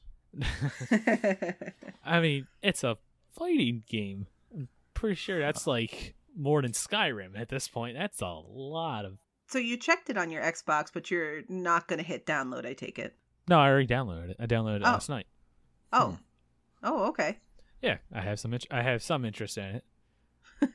So maybe we can get another boosting room up for this one. Elle, you're into fighting games of some sort generally. Does this interest you, or does the other release interest you? No. Oh. How about that? No, it's funny. Actually, I really was into Street Fighter 2 in 1992, 93. Street Fighter 2, Mortal Kombat, all that stuff. Now, not really. But even though you made Prue download Ultimate Street Fighter to help you. Hi, Prue. I enjoy playing them, but those games you really have to play that and nothing but that and master them these days. That's what I think. A lot of fighting series out there. See, I've never played Marvel vs. Capcom, and I've also never really played Street Fighter. I always played Tekken, so that kind of what makes me interested in this. I like superheroes, and it's Game Pass, so it's free-ish. Free? And Corey, do you know what I also like? What do you like? I like the random to-do list, so I'm going to talk about it. All right, we are in a new month of April. I wanted to quickly read off March's top 10 of the random to-do list. Wildwood Mike had 9 achievements. Prue had 11. Fresh Eagle Suck had 15. Hatton 90. All right, good job. Had 16. Little Miss Matriarch had 21 achievements. Way to go, Michelle. So between 7 and 6, there's a big gap over here. Homer, don't forget to insert a thing this time. Hardly know her. There you go. That works. Homer had 17 achievements worth 4,276 points. LAX the Jester had 22 achievements. I had 22 achievements. Reset 42 had 23 achievements. And the grand champion, Wanda's husband, NBA Kirkland, had 23 achievements for 5,342 points. And that is your top 10 for March 2019. We are now into April. If anyone who wants a list, speak up in the Discord, and we will get you a list somehow or another. Well, we have other contests to talk about, and we'll try to keep those brief too. Corey, why don't you talk a little bit about Better Completions Matter and this month's special task? Okay, well, there is Better Completions Matter, the ongoing completion-focused competition. And April's theme, if you remember March was the bounty board. So each day there was a new game to complete, mentioned, unless somebody guessed it early. So April is some kind of scavenger hunt, if you would. And so what Iron Fist of Snuff, what he has done is he has put 10 categories on your spreadsheet, on your tab, and they are as follows: AAA, April's Fools, Bringing May Flowers, I Am Evilbot 2.0, I'm Something Else, Kid Cudi, Oh, A Piece of Candy, Sweet 16, The Cleanest Number, and Welcome to the Auto Show. Now, the gist of the scavenger hunt is that once you submit your completion, you connect it to one of those categories that you think it might be, and he will come back and tell you if you're right or not. Once we get like 3/4 of the way through the month, I think he's going to announce what the categories mean, like the descriptions of them, and so you can kind of race to the finish at the end of the month if you haven't guessed or you guessed incorrectly the first time. But it's essentially trying to figure out what he's meaning by these. And just to give an example, the first category, AAA, AAA, it might not mean to complete a AAA game. It can mean complete a game with 3 A's in it. He's kind of being vague on purpose there. So, is there a car insurance game? I honestly don't know I don't have an idea of almost any of these categories except for the AAA one. So I would say that one is 3 A's in it. I mean, it seems likely, but can you even quantify what a AAA title is? Like that, isn't that debatable? And they would probably pick something that's less debatable. I would think it'd be pretty cut and dry on a AAA game. Okay. Yeah, I don't think AAA is a super debatable. Like, I think that line's pretty clear for the most part. All right. Is Paw Patrol a AAA game? No. What? You see? Triple awesome.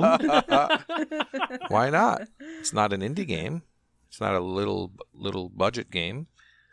Is Borderlands a AAA game? Well, I Yes. get your nitpicking. Sucks. You're nitpicking just to nitpick. Like that's. I No, think but I like, think you could nitpick it, depending on the title. What example would you give? I don't know. I'm trying to think of something. It's a legit example. I'm trying to not think of Paw Patrol. something. I don't know. First party games are usually AAA, and Right. then you have your big boy publishers. Is Activision Ori a and- AAA game? No, it No. was an indie game produced. By my Okay, I see what you're saying. What? Well, You I do? said first party. Obviously, that's Well- first party, but that's not AAA. But you know what I'm saying. Gears, Halo. You also that's said usually. AAA. Okay. Anyways. This is part of the fun of this particular challenge. Is the scavenger hunt categories are not very clear. So Sweet 16, somebody said, maybe it's something with 16 letters in the title. That Could be seems something good. with 16 achievements in the list. Like we don't know. So there's Skeptical Mario already started kind of putting together some of his guesses and shared some of that in the Discord. So people are talking about that and kind of trying to figure it out and share some ideas they have. I know personally, I looked at most of this list and went, I don't know. And that's probably the way I'm going to treat it until the actual answers are announced later in the month and hope that some of my completions check the right boxes. Right. Yeah. Same with me. Like for the completion challenges that give us the descriptions, I have a hard enough time as it is finding stuff that matches that stuff. I definitely can't come up with these descriptions on my own. I did think, however, a piece of candy. Maybe that means collectibles, because I think of Peter Griffin picking up pieces of candy from Family Guy. I don't know. That's what it's from, yeah. Somebody mentioned Kid Cudi. He has a song called Day and Night, so complete a game with a day and night cycle. And I noticed he was in the movie Need for Speed, so I thought it was maybe complete a Need for Speed title. Well, he's also from Cleveland, so maybe it means complete a game that takes place in Ohio. Okay, He also likes Mega Man, so maybe it could be a Mega Man. There's Maybe also like- vowels in his name. So maybe you have to so- complete He Family has Guy a back to the young daughter. multiverse. Maybe it means complete Paw Patrol. You never know. Hey now. So how can He's we a get all of musician, these? So could be a music game. So how can we get all of these to equal Paw Patrol? That is Now, the challenge. Do we have like a I- secret sponsor by now or something? I'm just kind of curious. Wait for next week's ad read. But I'm not 100% sure of all this because I haven't read up, but Iron Fist of Snuff has determined exactly what these mean, correct? This isn't like Yes. Freem's challenge where he's pretty lenient as long as you can give a reasonable explanation. It's not that Iron Fist of Snuff can be swayed that, hey, that was a good idea, I'm going to accept this. He has specifically what they actually mean in his regard, right? So at this point, we're really just guessing what he's intending.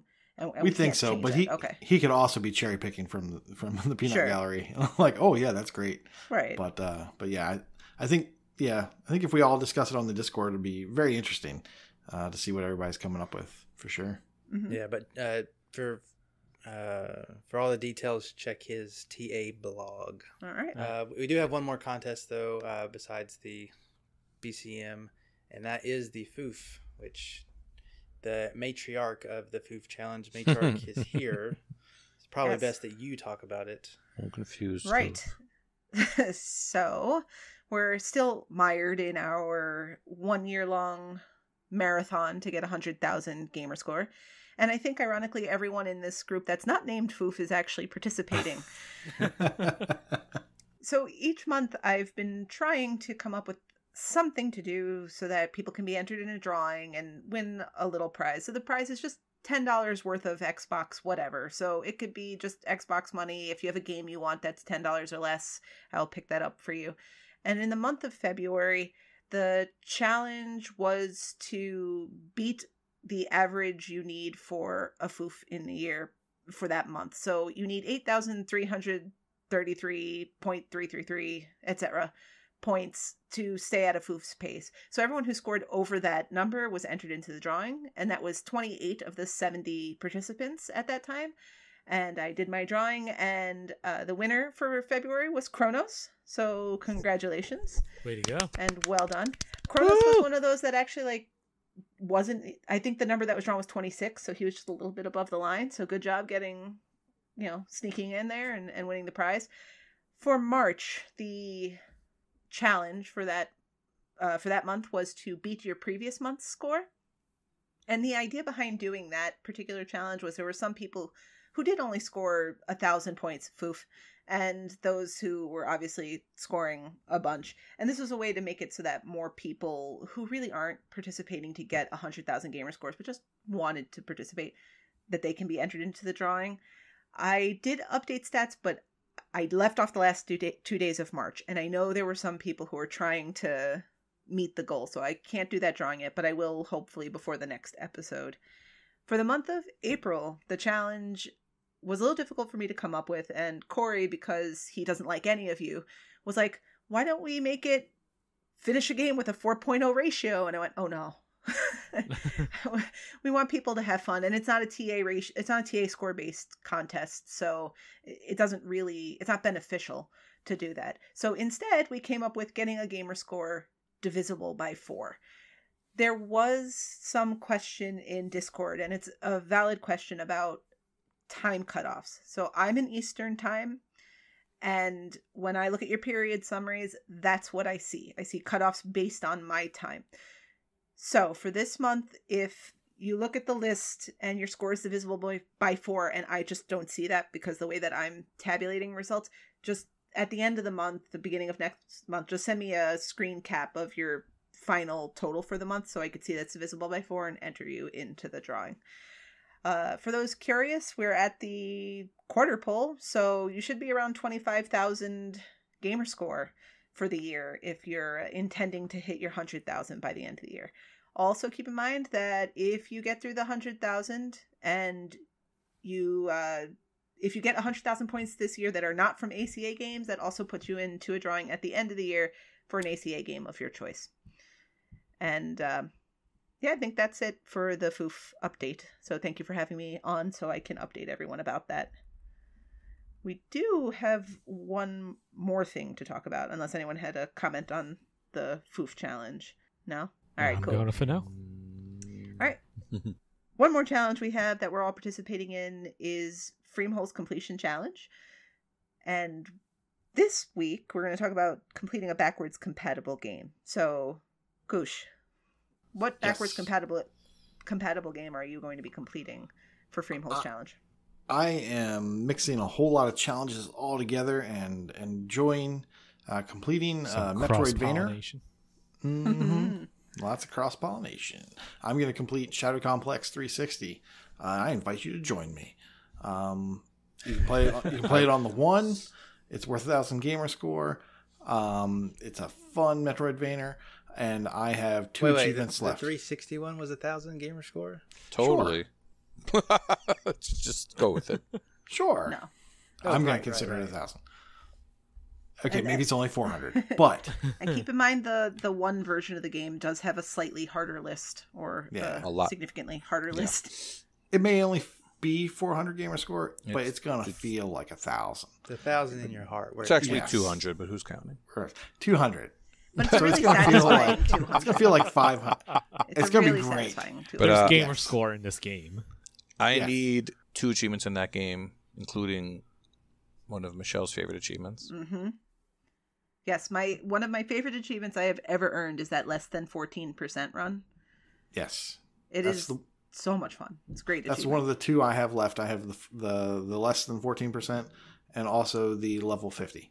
Level 50 will be easy, so What was toughest that, one for me now? is the What 13. was... There was another one. It was like challenge rooms. Do you That remember? wasn't so bad. That's I not so knocked that bad. out. Yeah. Yeah, I got I- stuck on one of them, so... Yeah, I think at one point you and I were kind of going through them concurrently, and you sort of hit a wall, and I was like, I'm just going to keep going. And I don't think you've gone back since that time, but they're doable. You can do them out of order too. So if you're having trouble with one room, you can go and get the others and then come back to it. Well, there's most of the challenge rooms are short, but there's one that's sort of a big one that puts everything together, and I believe that's where Elle got stuck.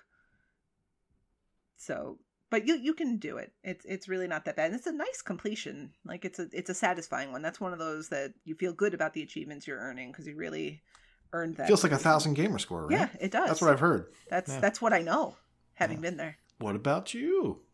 Oh, well, like, I think every time I've been on when you guys have discussed the completion challenge, Borderlands 2 would be nice, but yeah, exactly.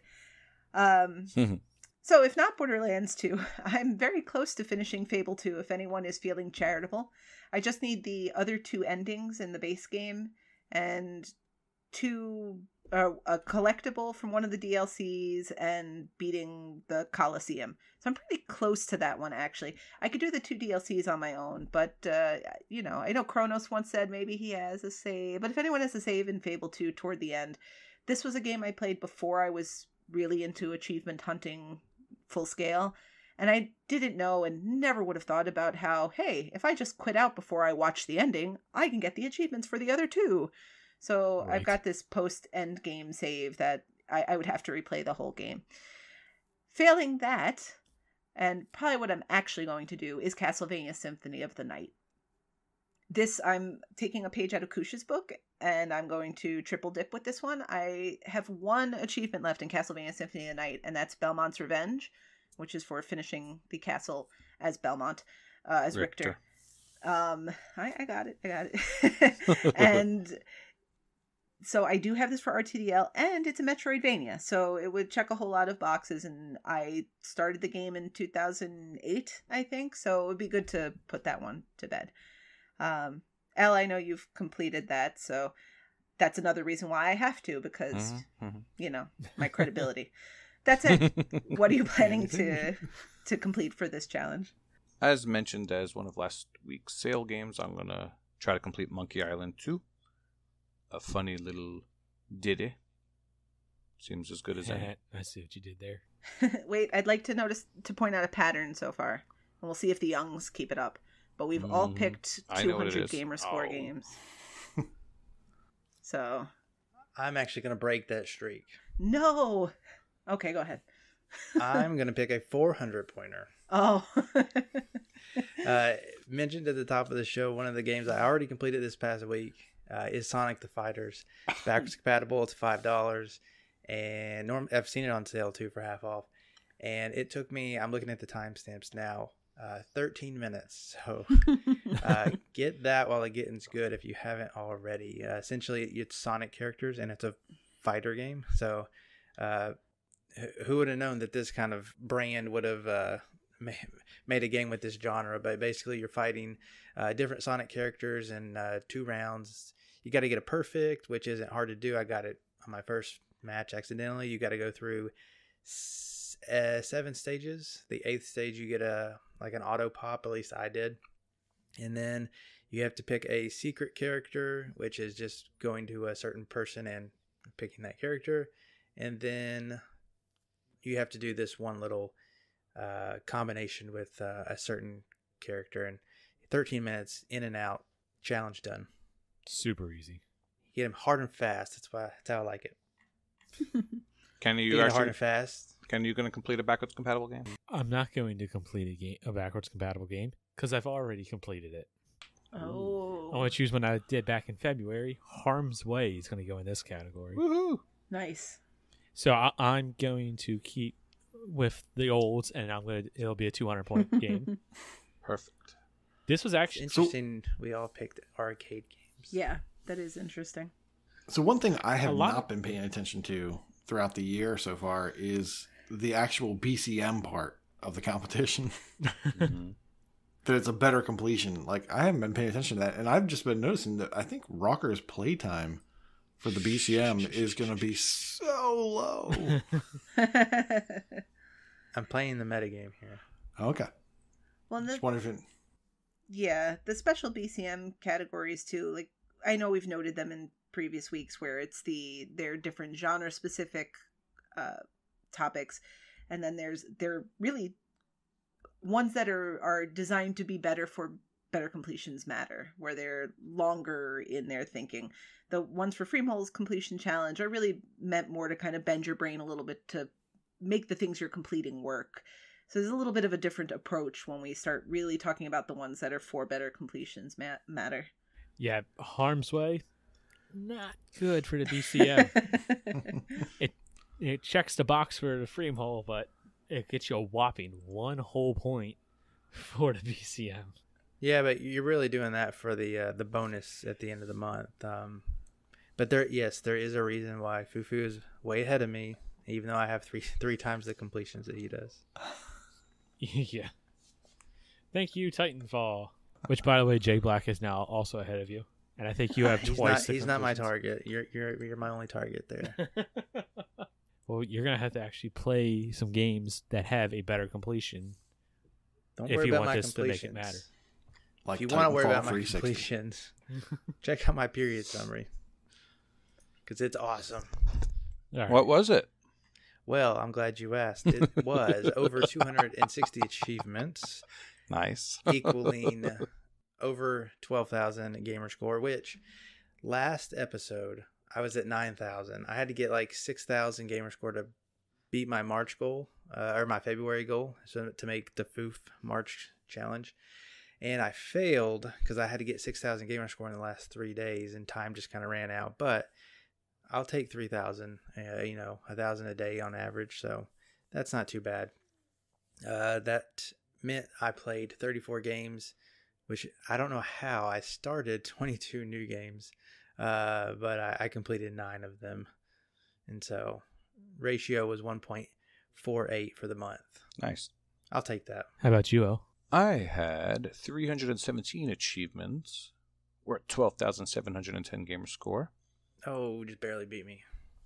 Got a lot more achievements, right? Yeah. You got about 50-ish. Both had a similar ratio. I had a 1.42. You had a 1.48. 18 KTA, about like you did. Wow. Pretty similar stuff going on here. I started 16 games, played 52 different games, and 13 completions. Completos, as it says. And now I'm curious what I did for all of 2019 so far, now that Michelle said it. But Koosh can read his in the meantime.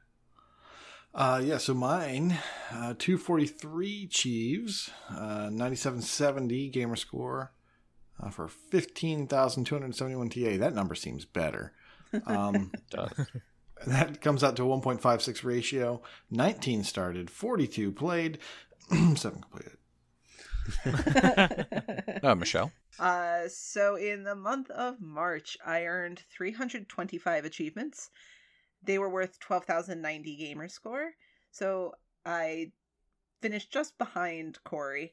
So the three of us were, Ell and Corey and myself, were pretty close actually in gamer score. I had a 1.42 ratio, and that was worth 17,173 TA. I started 14 games, played 44 total, and completed 9. So one of these days I'll focus a little better. Kenny, speaking of focusing, what did you do this month? I focused on Halo. I got some stuff done in Master Chief Collection, but that didn't amount to much. You have 58 achievements for 2,400 gamer score, 3,500 TA with a 1.41 ratio. We all seem to like those 1.4s. Started 7 games, completed 1. How many achievements did you get all month? 58. Okay. Well, All right. I noticed everyone has a lot of games played, and then I remembered it was the Link Frog, and I was wondering how everybody ended up doing. Did you get your badge? That definitely helped. I'll go first. Yeah, I did. Got my 10 and I cut it off. That was too much work. Yeah, same here. Got 10 and out. Oot. yeah, I got 10, and then I played the game of the year for last year, Donut County, and accidentally got an 11, which was fine. But that was my 7th community event for that badge. Is there anyone else here who's in that group of 215 who's done all the community challenges? I have. I missed 1.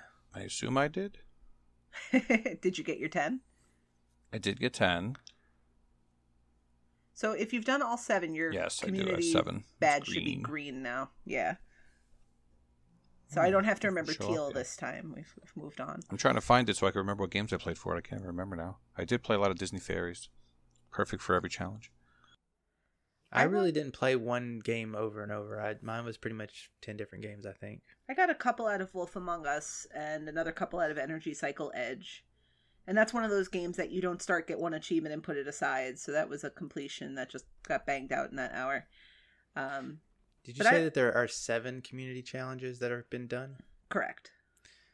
When I hover over it, it says 6, but I only see 4.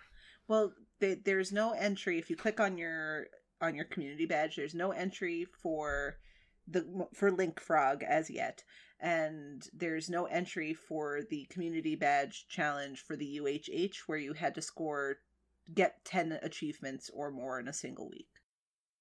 I stuffed up on 12 Days of Christmas 2017. I guess I didn't really pay attention that you'd get a badge for it. Speaking of which, I see that the True Achievements Birthday Challenge and the Alphabet Challenge are on here. Those are some of my favorite challenges. Really like the Alphabet one. But anyways, let's get to the last thing. Hey, yo. was that a woo? What Did you was say a woo there? that? Wait, I have one quick breaking announcement before we get to the end of it. Remember how earlier I mentioned Gems of War probably has more achievements coming? Yes. Well, It's been 5 minutes, so yeah. Apparently, the achievements have scanned onto true trophies. So there are 3 more achievements coming in a social update. They seem to be guild-related things, but I hate you, Gems of War, and that's the last I have to say about that. Thank you, What the Fug, for the breaking news. All right, back to your regularly scheduled proclamation point. Ell? What's take it away. True trophies. That's what he linked. I didn't research if it showed up on PA2. Has not gone anything, but I wanted to sing his song. Well, that doesn't count. I got to edit that out. But no editing that. He did beat Strider and Hell Yeah, Wrath of the Dead Rabbit, and is now working on Song of the Deep, so that's very important stuff. That's Vayners. It's on a tear. He's on a tire. All right, proclamation point. Carpe, Adam, 70 completions. David McCCC, 1989, 75 completions. Jable, the Jable, 160 completed games. It's a boot time. But the Fug, 190 completions. Professor Pruto, 310 completions. A lot of milestones. Good job, everyone. Elroy, missed that guy, 320 completions. Mattism, 425 completions. Brew, 430 completions. You tried for that Wakapeil. Wakapeil has 510 completions. Weasel Pizza. I'm going to have to get this guy into the Discord. 800 completions. Wow. And Redemption shakes his head at that 800. 1,520 completions. Wow. Wowie dowies. Wow. Good job. Completion percentage. Nerve Bullet got his goal of 50% very early. Well done. Elroy's actually working on completion, 66%. Now, if he was a math teacher, he could tell you what fraction that is. But the Ferg, 70%. Nicely done. I'm shooting for that myself. Elroy had a 600-day achievement win streak as well. High Road V2 got 300,000 TA score. Nicely done. Now, someone able to bring up the Link Frog thing on TA? 'Cause I'm pretty sure he was one of the He was one of the top 10. top 10. Yeah. I think Yeah, he was he in did. top 3. Awesome. And can't find it. Ex Senua also finished, I think, rather high in. There we go. The Link Frog roundup. So High Road finished second with Really? Nice. 559 links. So I'm sorry, how excellent many? job. 559. Wow. That's 10 times more achievements than your period summary. Did they say it was an average of 2 links per hour? Or something yeah, crazy like that. 1.66 links per hour. Yeah. Wow. And the winner, just to state that, is Down the Rabbit Hole 8, who had 611 links.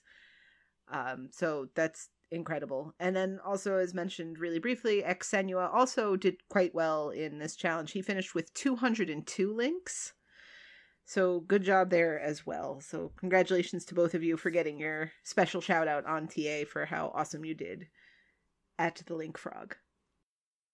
All right. Finishing up, I wound up in the top 50 of the New York Achievements 1 leaderboard. Kronos is in the top 5,000 of the Gamerscore leaderboard. Awesome job. And Free Malicious is in the top 10,000 of the Achievements 1 leaderboard. Way to go, everyone. JZarp43 celebrated his birthday on March 29th. Happy birthday, JZarp. And in Happy a little birthday. And a little bit of a twist, I'm going to put the community spotlight on Doughboy, whose birthday is tomorrow as we record this, April 3rd. But I wanted to bring to attention that even though it's not the obvious time of the year to work on Extra Life, he's still going strong getting donations for Extra Life. And he put together this this challenge that if he got a certain amount of money that he would potentially injure himself by eating a large bowl of chicken and waffle cereal. And he posted a YouTube video of himself eating it. It's quite humorous. I almost bought, well, I saw it today. Had I not started my diet, I would have bought that. Now, Corey, Sure. Now- would you have had the milk though? Oh, I didn't. Would you even have had the think cereal that milk? sounds terrible. I'm a little disgusted that you even asked that. You always drink the milk. Oh, you're gonna be disappointed. No, I watched this video, yeah. Well, milk drinkers, beware. coincidentally, there was a GoFundMe started for a diabetes fund for Doughboy, so everyone needs to join in for that one. Chicken and waffle cereal, ugh. And there was another one also that he had maple bacon donut cereal. What's going on? I think it was sounds just in the right. picture. What? Yeah, it was in the picture. These are made by Honey Bunches of Oats. Can't wait till the biscuits these and people gravy one thinking? comes out. He's not that southern. Ugh. Anyway, great job what you do for the community, Doughboy. Well, speaking of honey bunches of oats, there's something about honey. Corey, you guys reviewed a game all about honey. Where the bees make honey. Yes. Where the Bees Make Honey published by Whitethorn Digital, developed by Wakefield Interactive, came out March 26th for the Xbox One. 4K, baby. Xbox One X enhanced. This is classified as a puzzle game. I would have thought it would have been classified as a walking sim / puzzle, but maybe it will come. Anyways, I'm going to tell you right now, I was excited for this game because I thought you got to play as a bee. That is not the case, and thus sets up the disappointment. So, I know for a fact that Koosh has played this. I have played this, and I believe Michelle has played this. So, we will get their takes on it. Real quick, there is a rough walkthrough in the forums and some of the solutions by Sasha Morning, and it's really good. There are different pieces of this game where it definitely feels like a walking sim. You are walking through different environments, and I think Sasha Morning put it best. It's like you were at work and then took acid, reminiscing about childhood memories.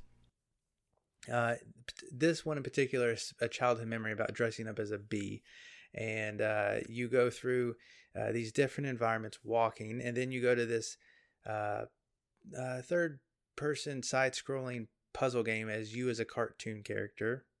Yeah. And then there are 2 different spots where you turn into a bunny and then an RC car. And before I throw it to Koosh, I'm just going to say that controlling the bunny is the absolute worst gameplay mechanic I think I've ever played in my life. So, your takes, Koosh? Yeah, I'm gonna say you're wrong. Yeah, because if you had just waited 2 levels later, you would have identified as dump truck or as an RC car, and that level is much worse. Like I would gladly. That level is bad, but it's horrible. I had much more difficulty with being a bunny. So I never had a problem where as the bunny I would fall over on my side and then the game would never reload. Oh yeah, that never happened. Yeah, that happened to me like two times with the RC car. What did you have to do? Do you have to restart the game? Yeah, so I quit and then just was about to throw my controller and swear off games forever. But when I reloaded back in, it started me at the beginning of that RC car level, so it wasn't as horrible. That's really bad because that is a long level. It's the longest level, I think. Yeah. But every time I turned over, it would just sit there for a second and then drop me back, like Mario Kart style. Yeah, when I got down to the bottom of that level, that it would do that consistently. But if I was on the very first section where you start to go downhill, and for some reason I jumped and something hit me in midair, it must have been a breeze or a leaf. My car started spinning uncontrollably and it landed on its side, and then it was slowly, ever so slowly, 1 pixel per minute, sliding down the hill, which is too much for it to actually reset, I'm guessing. So my take on this game, it seems to me like this was a college project developed by 4 different teams and smushed together right at the end. I like this game. I like that description. As I was playing it, I'm like, this is like a bunch of technical tests that this developer made, and they just put it all into one game. Yeah, and they were like, all right, let's just make a game. Let's sell this. I like this game. Or rather, I want to like this game, but they don't want me to. Like the control scheme. So okay, let me ask you. If you had played this game and the control scheme was not hot bovine feces, would that have changed your take on the game? Probably a little bit. Okay. That as I was playing it, I was like, I really want to like this game. I really want them to put more polish into it. I really want the 3D puzzle game where I'm just hitting the bumpers and moving around. I want that to be done better and not to have so many bugs where I can get stuck or fall off the map or whatever. So, and let me just take it back. This game is, when I was playing it, I was thinking, okay, walking sim, wasn't expecting that. Oh, okay. It's a 3D puzzle game, wasn't expecting that. I'm an RC car, definitely wasn't expecting that. And it's narrated in the style of like a Life is Strange, right? So I was getting that vibe as I was going through. I was really digging the music too. I have to say, there's one level, oh my gosh, now I think about it, it's like Costume Quest, where you're running away from these jack-o'-lanterns, and the song in there, I actually didn't mind that I fell off these this one section into hot lava or whatever it is multiple times, because I got to hear that song over and over again. So there are things I really like about this game, and if they had just spent more time on the controls and a little bit of bug polish, this would have been really, really cool. And And that's my take. I have several minds of this game. What about you, Em? Well, in the interest of full disclosure, I did not play much of this game, but I think this is telling as to my thoughts on the game. So it probably is not surprising that for purposes of when we receive review codes, and it's important to note that this was a review code that was furnished by the publisher or the developer. I'm not sure whom, but it was given to the podcast for review. We do have an account on which we put review games. Now, I believe very strongly that if I'm reviewing a game, I want it to appear on my tag because I'd like people to be able to see the amount of time I put into it or effort or whatever else. Well, there are some games, generally by publishers, sometimes you, where the achievements will only pop on the profile on which the game was downloaded on. For whatever reason, it doesn't pop, not for everybody, but for whatever reason, for some people, it will not pop on their tags if they don't have ownership of the game. I have never encountered this problem before, until where the bees make honey. So I popped the first achievement, but it did not pop on my tag. I tried to restart it, still would not pop on my tag. So that was strike one. Strike two is it's listed as a puzzle game, and it had a distinct walking sim vibe, as we talked about at the beginning. And I'm pretty sure I'm camp anti-walking sim the further and further I get into them. So I was strike two. And then the game does not have any kind of button mapping. Now, I know you guys talked about controls in some later sections. I did not get up to them. But as someone who typically inverts my axis on my controllers, it is unforgivable that I can't make up go down and down go up. Now, as Koosh pointed out very helpfully, you can change that setting locally on your Xbox. The problem is that it kind of screws up some things. So like in a game like Sunset Overdrive, if you change that setting, it also inverts the settings when you're trying to pick weapons from the radial dial. So it just makes more sense to change it in the game itself. So that was strike three, and I was done. I didn't get very far, and so hearing your commentary, actually, I do want to try to push a little further through it. But when right off the top, there are all these things that are setting up very clear signs that maybe this game just isn't going to work out for me, I kind of just left it there. So I, again, full disclosure, only played up through the second achievement you can get in the game. So when the game starts, there's a woman in a cubicle sort of situation. And I don't know if this is ever explained any further. You guys can talk about it. But she kind of makes reference to like working in the hive. So the game doesn't have anything to do with bees, literally. But I think that might be what they were going for. Is this, you're kind of like a worker bee. You start in this office. She's kind of complaining about what's going on. And then after that, you're able to walk up some stairs to the 4th floor of this facility. And so you get one achievement for the first stuff that you go through. The second achievement, which is missable, you have to just walk straight forward and a tree blocks your path. And an achievement pops there. So if you go to the left instead, you won't get that achievement. That's as far as I got when I was like, I just can't. So that was my experience. Speaking of putting it on your tag and seeing how long you've been playing it, I'm looking right now at my timestamps, and yes, I was following the walkthrough, and so it can actually be finished quicker if you're a better bunny than me, or a better RC driver. But one playthrough took me right at an hour, and so one thing you should know about this game is that you will require 2 playthroughs. So you're probably looking at like a 2-hour experience, roughly, with a guide, give or take a few minutes for efficiency purposes. Mm-hmm. If you played this without a guide, though, I actually don't think you would be that much longer. It's pretty linear. Yeah, there's no real way to not get stuff. And if you're not following the guide, the only missable one is right at the very beginning. So the generator. Yeah, the generator. So I should probably say I was not intending to play this game. I actually went in and I downloaded a different game for review, and I saw that this game had been updated. I knew that M had issues, and I was like, well, let me just see if an achievement's going to pop. And I started playing it, and I did not put the game down. Part of that was because I didn't want to have to start it up again. But yeah, I mean, this game I played straight through, and what I would recommend, I find it weird to say that for your enjoyment of this game, I would recommend that you don't follow Sasha's guide exactly. At the very end, it was Sasha, right? Sasha Morning. Okay. So in his guide, he tells you at the very end to make one of two choices, and he tells you in the order that's going to leave the worst taste in your mouth with this game possible. I would recommend flipping the order of those, because then you'll get the less annoying, more rewarding ending. And that's all I want to say about that. Interesting. Okay. I'm going to refrain from giving it a review because I honestly don't feel like I played far enough to fairly review the game. But given your experiences, how many honeycombs out of 5 would you give it? Corey, what do you think?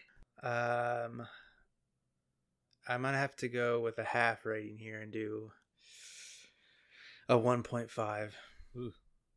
I really am. I like to be a little bit more lenient, especially when I know it's real indie. But I'm trying to think of worse games, and the only other one that comes to mind is Soda Drinker Pro. Oh my gosh! Ouch. Wow. Yeah. All right, what about you, Koosh? Where do you fall? I'm gonna give it a 3 out of 5. Whoa. Whoa. Yeah, because while it's not great and it hurts, it's over quickly. So they're at least, that is a saving grace. It's Yes. over quickly, and as from my experience, there's no issues with achievements. Yeah, I didn't have any problem with achievements popping. I'm pulling up my achievements right here to get the timestamps on them. I got it done, I'm going to say, in an hour and a half. Yeah, and I did switch to the guide maybe halfway through or most of the way through the first playthrough. So I'm just a better bunny, I guess, is what that's saying. And I'm a better bunny, you're a better RC car. So There you go. I did have one trouble. There's like 4 very, very light puzzles. I got stuck on one of them. If you played the gardens between, I kind of think of the puzzles like that. Although you're not progressing along a map that rotates the puzzle, you just rotate it yourself using the bumpers. But the puzzles in and of themselves are very basic. that's what I thought the game was going to be. I thought it was going to be those puzzles, and I thought it was going to be gardens in between. If you could pick one of the 2 main styles, the stroll plane or the gardens between type puzzle, which would you have preferred this game stick to? The gardens between, hands down. Okay. Yeah, and I don't even have to ask Em because she almost vomits now when you say stroll plane or walking sim. I'm getting to that point. That's why I need TA to be clear about when a game is a walking sim, because I'm tired of getting fooled. Come on, Jim. Well, yeah, this one should be, walking sim, hopping sim, vehicular combat. I mean, this says everything in the kitchen sink, isn't it? And it is a small development. It might be even one person, because I feel like it's one name presents where the bees make honey. So it's. Does it look or sound nice or any? Well, Koosh commented It's on music. Xbox One X enhanced. I think you might like the music. Yeah. It says enhanced, but to me, it's as enhanced as North. I think you hit the nail on the head. It has the distinct vibe of being like a college thesis project for a video game curriculum, like where there's, and based on Kush's description, like there's kernels of good ideas in there, but not the team behind it to really make them, widely playable and enjoyable by people. I think it was Kickstarter. I think they just need to ask for more money. At the end, they did have a backers section, and come on, guys, just give a couple bucks more. I actually have a friend on my friend feed that just completed this game. His name is Irish Warrior 022. He rated it a 0.5 out of 5, and he wrote, "WTF did I just play? It's amazing some of the craziness we play for achievements." So that harkens back to the beginning of the episode. Wow. This is interesting. I realized I gave it 2 stars. So my appreciation for the game has increased. Exactly. Exactly. He also Cut the says, "Thank you, difference, THL, for the guide." I just figured out that means the hidden levels. Have you heard of these YouTube peoples? I think I have, actually. So there is a 100% achievement video guide if you prefer video guide over Sasha's written guide, and it's less than half an hour. He said they cut out the cutscenes in the video. Okay, yeah, that makes sense. I prefer written guides, and Sasha's is quick and to the point. And he tells you exactly what to do. It's perfect. I'm scrolling through. It looks pretty nice to me. The game? Yeah, compared to what I envisioned in my head. You should have saw Corey's face. He was stunned in disbelief. Haha. I just assume all indie games are all pixelated. It was all downhill for me when I figured out you weren't actually a bee pollinating flowers. Rightfully so. Yeah. So, Michelle, how many honeycombs did you give it? I'm gonna refrain from reviewing. I honestly don't feel like I played enough of the game to give it a fair review. That's fair. So I don't want to go about that. But you said you're tempted. You're tempted to go back and I want to play it. I mean, it's a half hour. Like, this is back to the whole discussion, which is why it was such a great question that was asked. I have to determine from my little bit of gameplay if I feel like it's worth the hour just to get the achievements out of it. But I am intrigued by whether or not I'm a better bunny or RC car than either of you. So that might be enough. Well, after listening to you guys, I feel it, and this goes against what I said before, but I think this is one game I might have to play just because of how bad it is. And, I have to be the best vanilla bunny. I can't let that go. But let's get out of here. Holy crap. We've been over 2 hours. We actually have one more quick thing that we should have discussed during sales. Oh, boy. Have at it. Yeah. So for those of you who've been around the Discord, we've been sort of discussing doing kind of like a game club.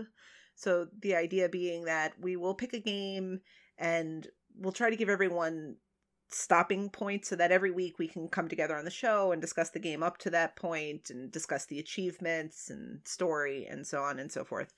And it's hard to pick a game for all sorts of reasons. Well, one game that was suggested this week by Wakapeil is SOMA. SOMA's available this week for $11.99 instead of its typical price of $29.99. Nice. I haven't played it yet. I feel many people in our community haven't played it yet because it's relatively high priced just to begin with. The game has a 4.2 rating on TA. That's really good. It's a good it's an action adventure game. It is 8 to 10 hours in terms of completion estimate, although the walkthrough says it could be a little less. That said, there is a walkthrough on the game. All of the achievements except for one, so there are 10 achievements. 9 of the 10 are story. There's one missable, but there are good checkpoints, so it's easy to pick up that missable. And Waka said it's hard to miss the missable anyways. Also, the walkthrough is organized by chapters, so we're thinking this might be a good game to kind of pilot this game club idea. So before we fully commit, the game is on sale over the next week, so we'll bring it up in the Discord. We'll see who's interested in buying it and playing it along, and if enough of the community is interested, we'll use SOMA as our first game club game, and we'll figure out more of the details and distribute that via the Discord and also through the show next week. Yeah, Waka, when we first discussed this amongst the staff, Waka had said SOMA, and I said, oh, it's $30, and he said this game is worth $30. So for 12, I think we should, for him, all pick it up and play it. He's been singing the praises. I plan to. I won't speak. I mean, even if a few of us. So I think Carpe Adam has been in the Discord saying he's interested in the game now.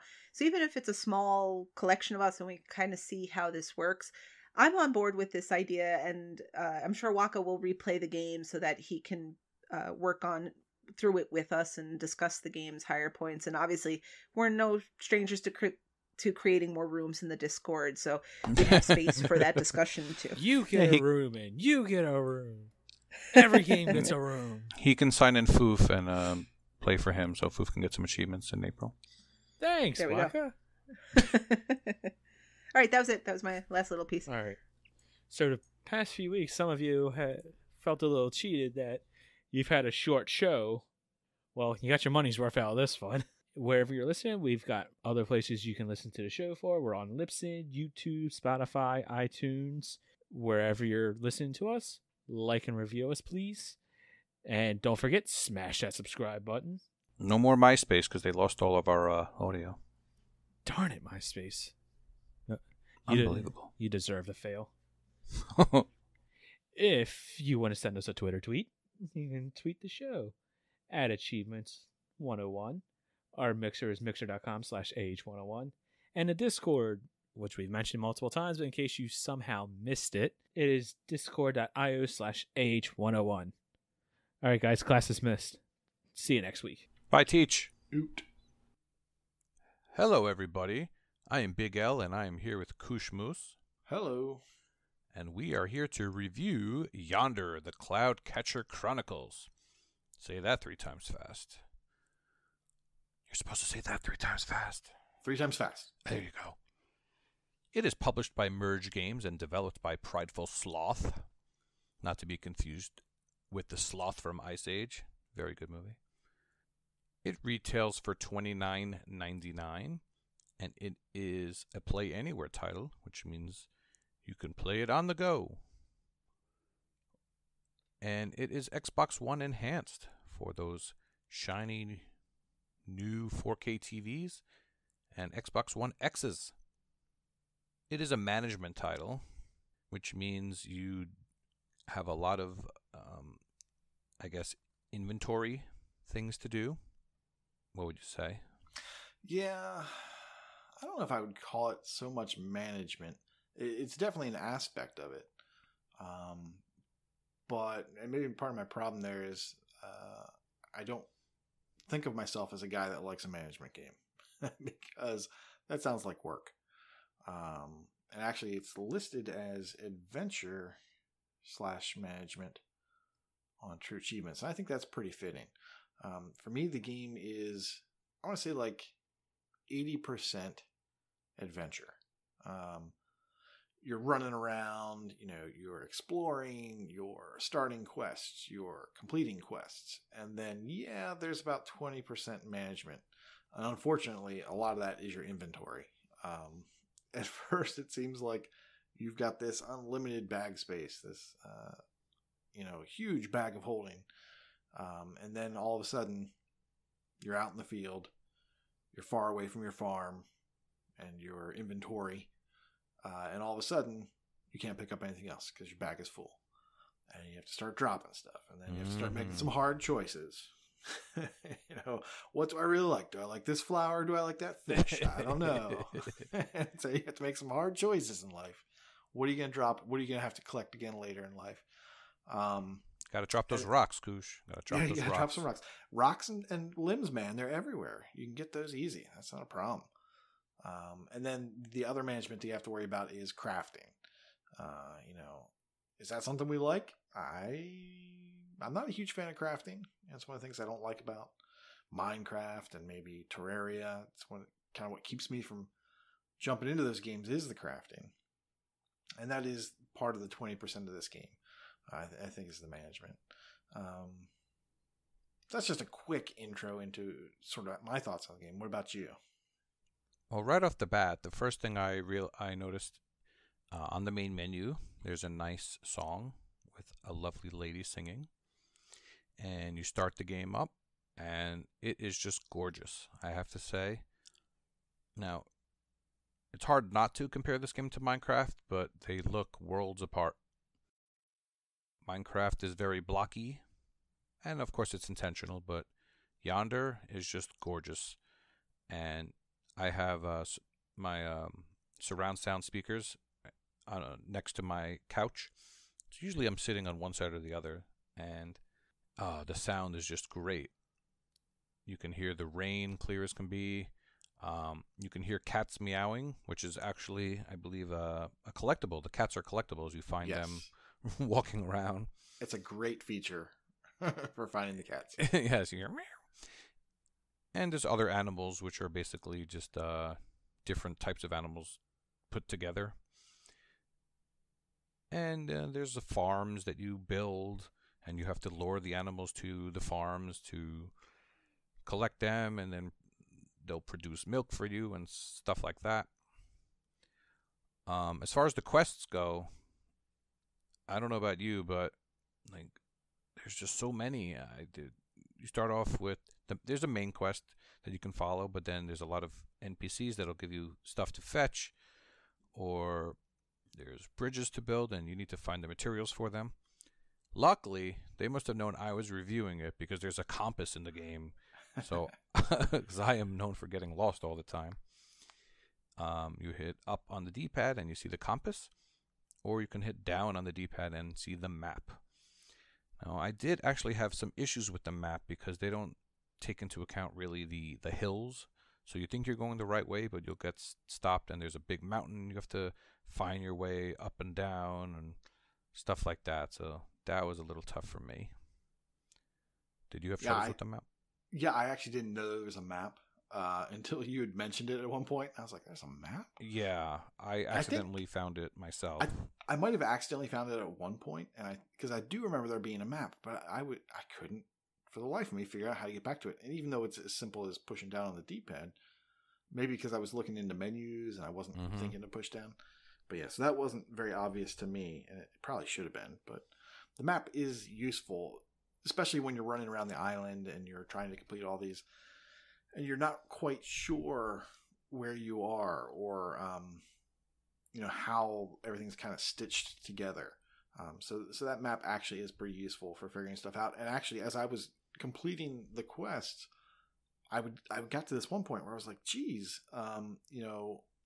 there's this mechanic, which is the mist on the island, which you can dispel by collecting a certain number of these fairies or shinies. I forget what they call them.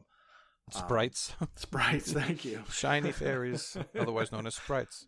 So when you get enough sprites, you can dispel various, these. I think it's called Merc, right? Yes, Merc. Yeah. So there's different level Merc, and it requires different sprites, a number of sprites to be able to open or dispel that Merc.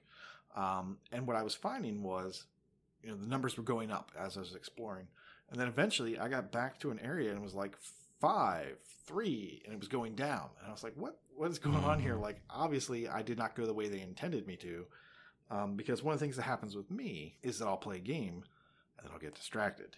So I'll be doing the main course or the main quest line, and then you run along and you see all these quest givers and you start doing all these quests, and then I forget what the thing I was supposed to be doing was, and now I've got 17 quests that I'm 10% along on each of them, and I go to get the one thing for this guy, and then while I'm there, there's a new flower.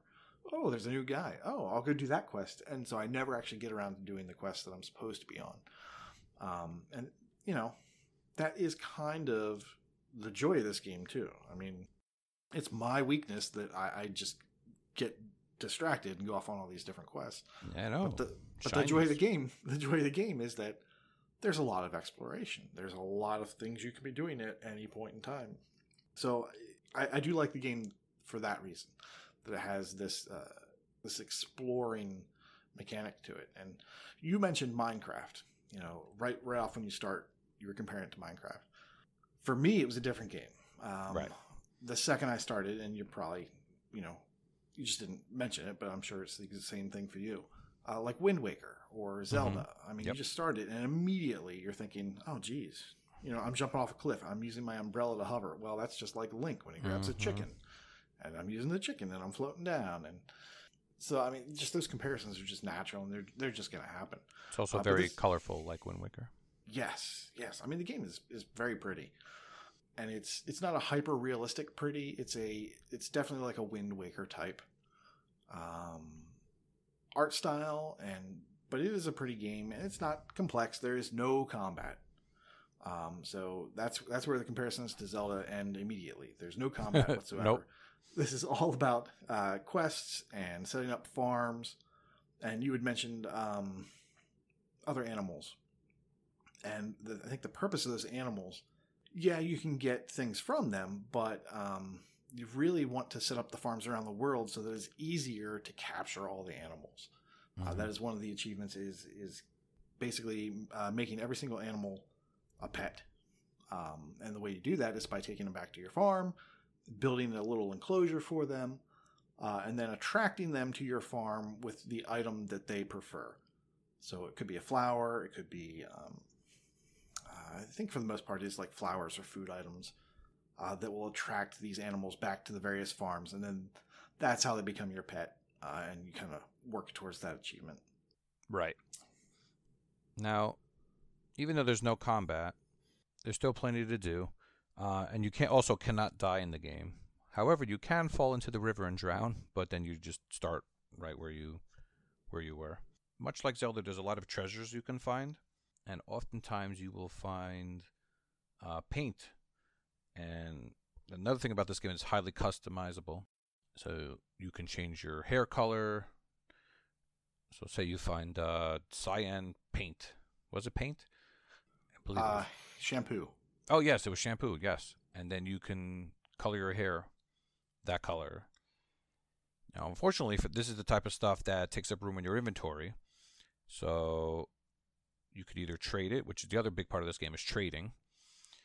So say you find rocks, those are worth 1 value, and you go to the trader and you want something like glue that costs 20. So you can trade any number of things that add up to 20. So 20 rocks or 5 ones, a 5 and a 10. And that's a big part of the game. It's just collecting different things and trading and fetching and that type of stuff.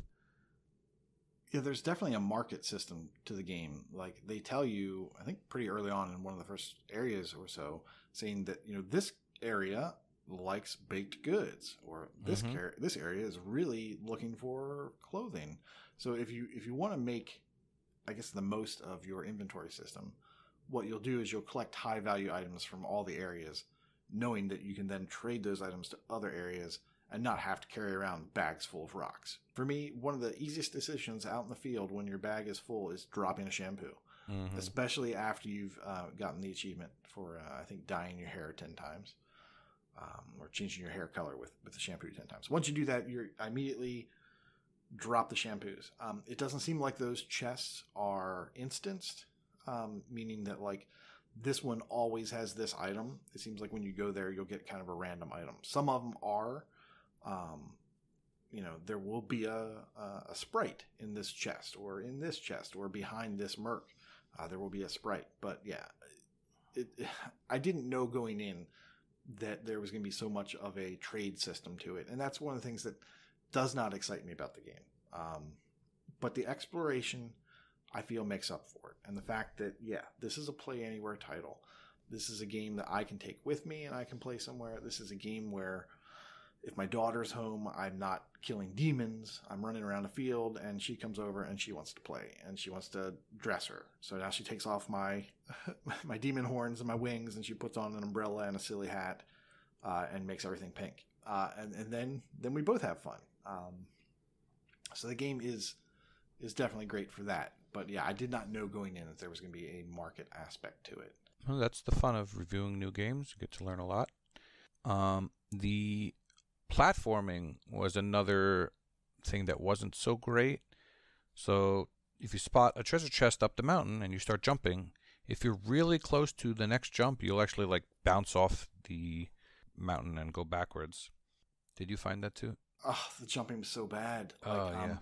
If you're trying to climb, if you're trying to jump and platform up, forget about it. Like the game is not designed that way. You're not supposed to go there.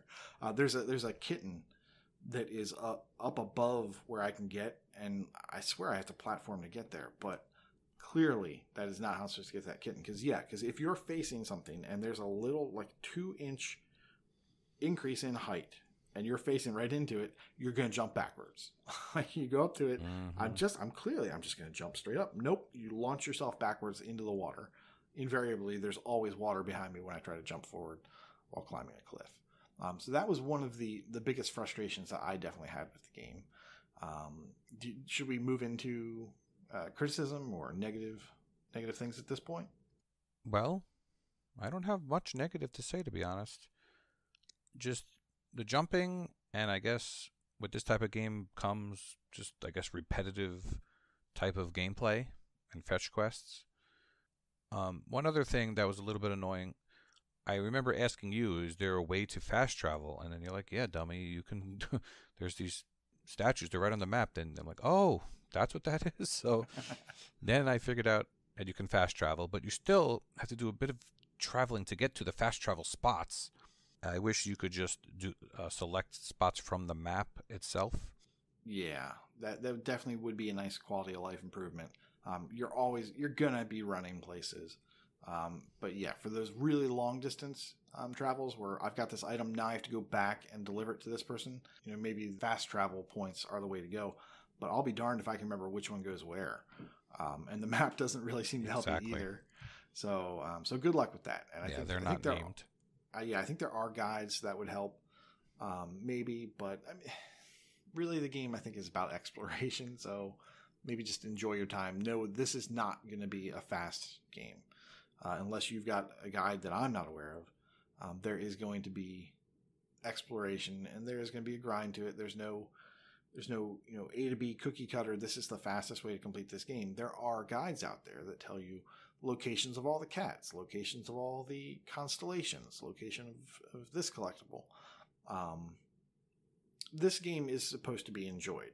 I don't think they didn't intend for you to fly through it. Mm-hmm. Going into the things that I sort of have or consider to be things that could be improved in this game. Definitely the jumping. Another quality of life improvement that this game, if they had implemented it, would just make it so much more pleasurable, would be context-sensitive action buttons. So, we've compared it to Zelda. Zelda does a great job with this. When you run up to a particular action point, the context button of A or B or whatever it is changes. Like, oh, here, use this torch, use this ladder, use this whatever. When I'm out in the field, I have to switch to the scythe to clear out grass. Mm-hmm. If I run up to a tree, I have to manually switch to the axe to chop this thing down. If I, a rock, I have to switch to the hammer, the mallet. Yeah, I got the fishing rod, the this, that, and the other. And why do I have to do that? You don't really put these two things together. There's no grass right next to a rock. Just let me do it. Just let me run up to it and get it. Once I have the item, make that action available. And that would just make the game so much more pleasurable. I don't have to run and hit the shoulder buttons to find the thing that I'm looking for. I was kind of hoping for a mount, right? To go back to that WoW or the World of Warcraft model. I would love to have a mount. Exactly, a horse. An Epona. Just exactly. I could whistle, and this magical horse creature would run over, and I could ride it. And I could feed it milk. Yeah. So, I mean, there's not that many things that I don't like about the game. The crafting system isn't really for me, but that's probably gonna be like the last achievement that I'd go for, right? Getting all of the master stuff, and it really wasn't that bad. When I went for the I want to say the carpenter profession. That's one of the things we may not have mentioned specifically. There are about, I'm going to say 8 professions, 6 to 8 professions: cooking, carpentry, masonry, and clothing. And so basically you'll run into these masters and they'll start you down this path. And then you have to basically create items worth 1,000 credits. And once you do that, you've become a master in that profession. And it seems like it's going to take a long time, but I actually was done the carpentry before I was really, trying. I started to grind it, and then I was done. And I was like, oh, okay, well, maybe this isn't so bad. Then I think there is one master craft that I'm not quite sure how you get that. I think it's just by getting all of the other professions done. We should start talking about achievements. Yeah, let's do that.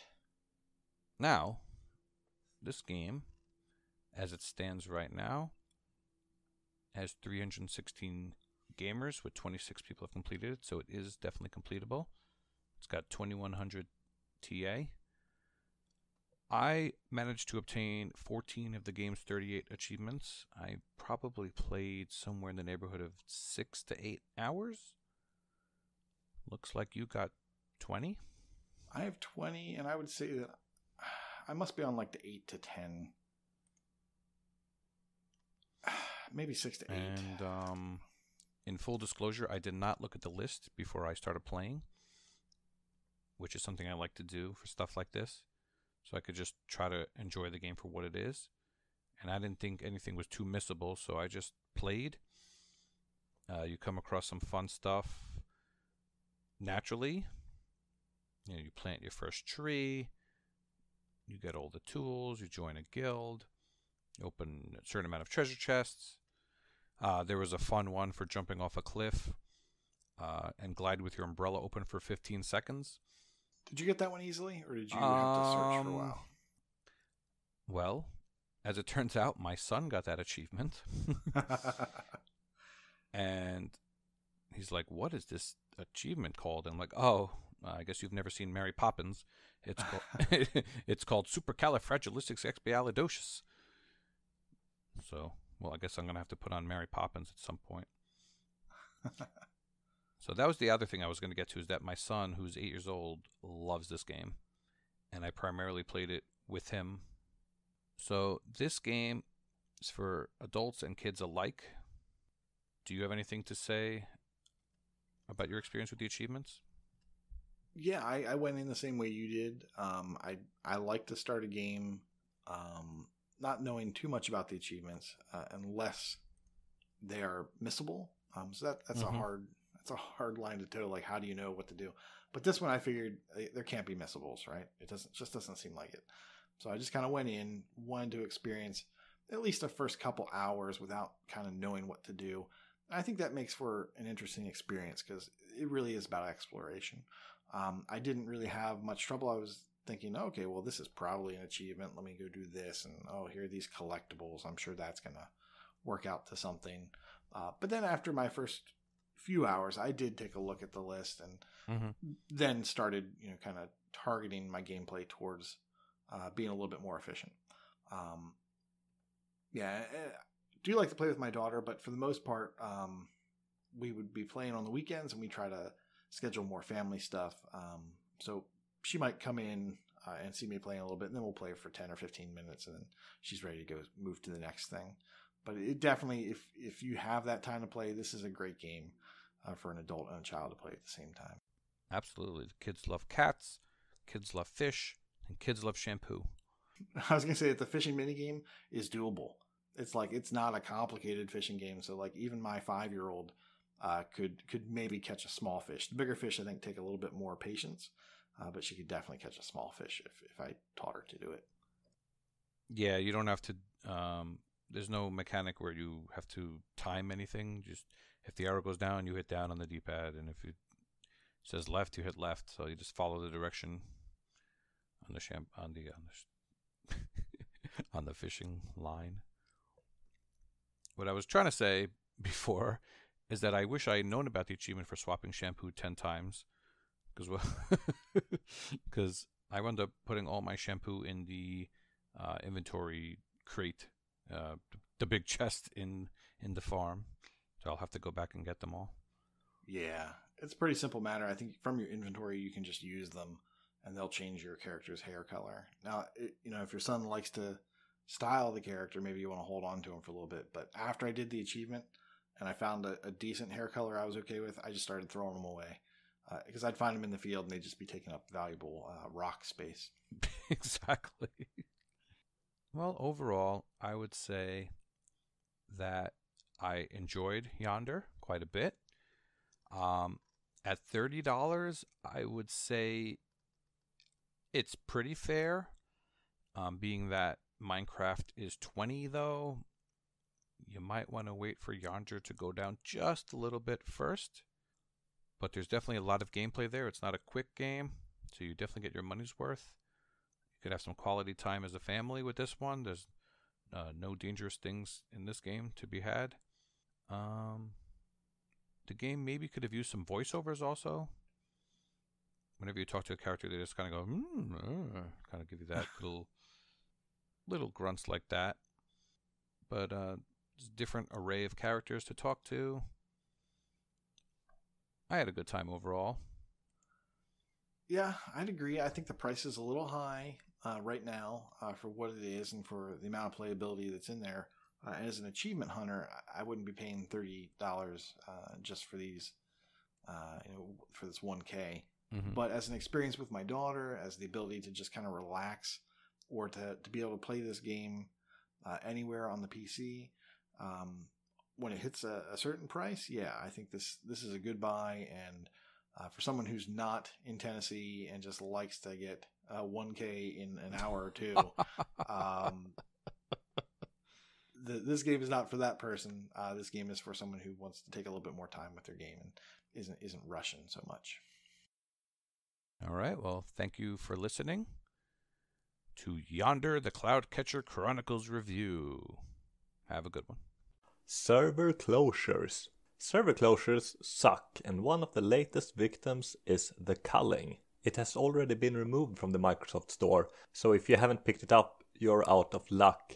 The microtransactions have been disabled as well, and there are no in-game rewards, meaning your cosmetic options is very limited, and most free-to-play players run around in their underwear. The online servers will close on the 15th of May, and since I, Wakapeil, found PUBG and Realm Royale so enjoyable, I wanted to take a stab at the first standalone Battle Royale ever released. The Culling is a 16-player first-person Battle Royale with a focus on melee combat, traps and bows. There are guns, but they are very rare, have limited ammo and are difficult to use. Since there are only 16 contestants in a match, the map is naturally smaller than the newer Battle Royales, and instead of dropping from the sky, you're randomly released in fixed pods at the beginning of every match. There's always a timer on your screen counting down from 25 minutes, and at the 10-minute mark, poisonous gas begins shrinking the playable area until only the center arena is survivable. Matches usually only last a bit more than 15 minutes, as the endgame gets very cramped. While there are bots to fill up the player count, I've never seen a match begin with less than 11 human players in the queue. There are 2 online game modes, solo and duos. There are 3 regional servers, Europe, US West and US East, which can easily be changed in the options, which takes around 10 seconds to switch between. While the American servers usually have a decent player base during European evenings, the European server is usually not as active. Unfortunately, the player base seems to have gone down recently after the influx of new players following the shutdown announcement. At release, the Culling was moderately successful, but it was quickly surpassed by PUBG and ended up a free-to-play title after the player base plummeted. I'm not surprised going free-to-play was not very profitable, as the monetization depended on people buying cosmetics, all of which look awful. The visuals themselves are not bad on a technical level, but the game's art direction is deliberately ugly and unappealing. Everything looks grimy, bloody and or rusty, and the player models look like they have taken a run through a burning building, covering themselves with soot. All the buildings are dilapidated and in ruins and look like they've been abandoned for years, and every metal surface looks more like a tetanus promise than a tetanus hazard. The game's dark sense of humor is hit or miss, but the commentator has plenty of things to say, even if some of it repeats more than you'd like. Long-time players also felt each update actually made the game worse until the developers reversed the game to the design it used while it was in early access. The Culling is without a doubt the least enjoyable Battle Royale I've played, but it is not without merit. The biggest issue the game has is its steep learning curve, no doubt scaring off a huge chunk of the players. The rock, paper, scissors-like combat with hits, blocks and shoves can be difficult to get a grip on, but to add further complexity there are range weapons, grenades, crafting, status effects, throwing your weapons, traps and stamina management to figure out. Killing someone by throwing a bandage at them is one of the weirdest and most satisfying ways I've gotten a kill in a Battle Royale. New players rarely stand a chance against experienced ones. I've often seen good players fend off 2 to 3 attackers successfully at one time, a feat new players is very unlikely to manage. This makes winning a game very difficult, as there is always at least one of the best players around for the end of the match. Currently, there are many players teaming up in solo, as well as duo matches, making it extra difficult to remain alive. As with other Battle Royale games I've played, environmental awareness and sound is very important. Unfortunately, or fortunately depending if you take advantage of it or not, there's a perk in the game that makes you able to move around barely making a sound. The chat is location based, making it possible for you to hear other players talking if they are close to you and not in a party chat. This is incredibly useful as it is very easy to hear other contestants and sneak up on them from behind to plant your weapon in the back of their skull for massive damage. The Culling's poor first impressions have likely made many quit the game early without learning the basics. This has inflated the game's achievements, and it is currently worth 1000 gamer score and over 4000 TA. The achievements are way easier than their ratios suggest. Unfortunately, it has a time-consuming achievement for staying alive 20 hours in online games. Since a match is usually over in between 15 to 20 minutes, this will take you a long time to complete. I personally had 64% progress towards the 20 hours after getting my 100th kill, which was my second to last achievement. It will probably take you around 30 hours for that achievement alone because of load times and matchmaking. There is a customization system for bonuses which allows you to pick 3 perks. I found 2 of them essential, with the third one being not as important. Stealthy makes you almost noiseless, and Leg Day gives you 10% extra movement speed, which is very useful for closing the distance to your opponents or just run away. If you're just trying to stay alive, I recommend Inhuman as well, which means you can't be tracked by the man tracker, a very useful device you can use to find the nearest opponent. There are also 2 offline achievements that might cause you problems, but you will still be able to do them after the server shuts down.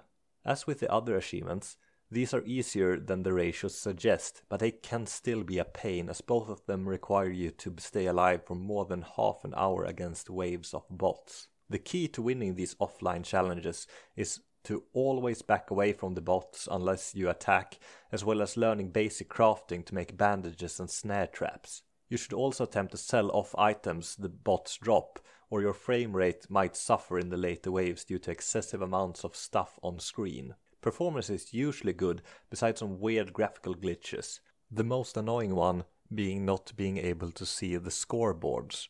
This glitch happened way more frequently than it should and left me clueless to how many players were left in the game. I experienced a few lag spikes playing on the American servers, but never got disconnected from a single match with almost 15 hours in online matches. It would be relatively easy to boost if you can get enough players, but I'd recommend against it. You might want to boost the 5 kills in a match, as well as the single win in solo and duo, but I frequently won the matches as I approached my 100 kills, and the big pain will be the 20 hours alive anyway. In fact, I wrote most of this review on top of various toilets hiding in bathroom stalls in-game, since no one ever checks them after realizing they are a complete waste of space, except if you want to idle time in online matches. Should you chase the Culling server shutdown? If you haven't started it yet, I'd say no. There are better Battle Royale games out there. It is not a bad game, and I'm sure some will miss it once it's gone, but you'll have to put in between 5 to 10 hours to even stand a chance against the current players. Oh, and I almost forgot to mention, I'm not sure if I just had really bad luck, but I found the Culling's player base unusually toxic and very bad sports. I've rarely gotten so many hateful and unpleasant remarks and messages while playing in an online game, and while matchmaking duos, around half of my teammates attempted to murder me. Sometimes immediately, other times after we had roamed the map for minutes together. Getting screamed at after killing them I can understand. Sending messages way after the match just stating I'm trash seems excessive. While boasting is possible, it doesn't make much sense if you're going for the completion, as you will have to remain alive for 20 hours anyway.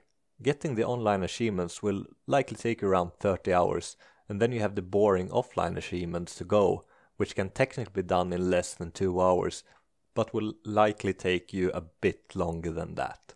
If you are not a completionist, the Culling is not a bad game and a unique experience.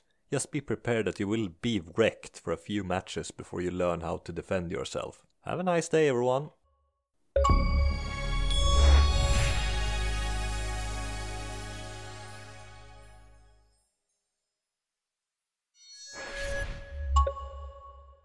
Server closures. Searchers. Searchers. Searchers. Current searchers. Server closures. Server closures. All right, guys. Class dismissed. See you next week. Hey, Bye, Foof, Teach. Oot. Don't stop recording. Foof, Oh, yes. are you still recording? Yeah, I'm still Go get some sun. Hey, what kind of bee makes milk? What kind of bee makes milk? This is such a conspiratorial grin. I know this is going to come at me, but what? What? A booby. That's for Stu. Oh, boy. Oh, There's Kenny's your outtake. Kenny's So stupid. so stupid. Kenny's turning red. Yeah. He's embarrassed by this. All right, Brooke, you had an anniversary. You got to show him at least one. All right. Now, class dismissed. Jesus.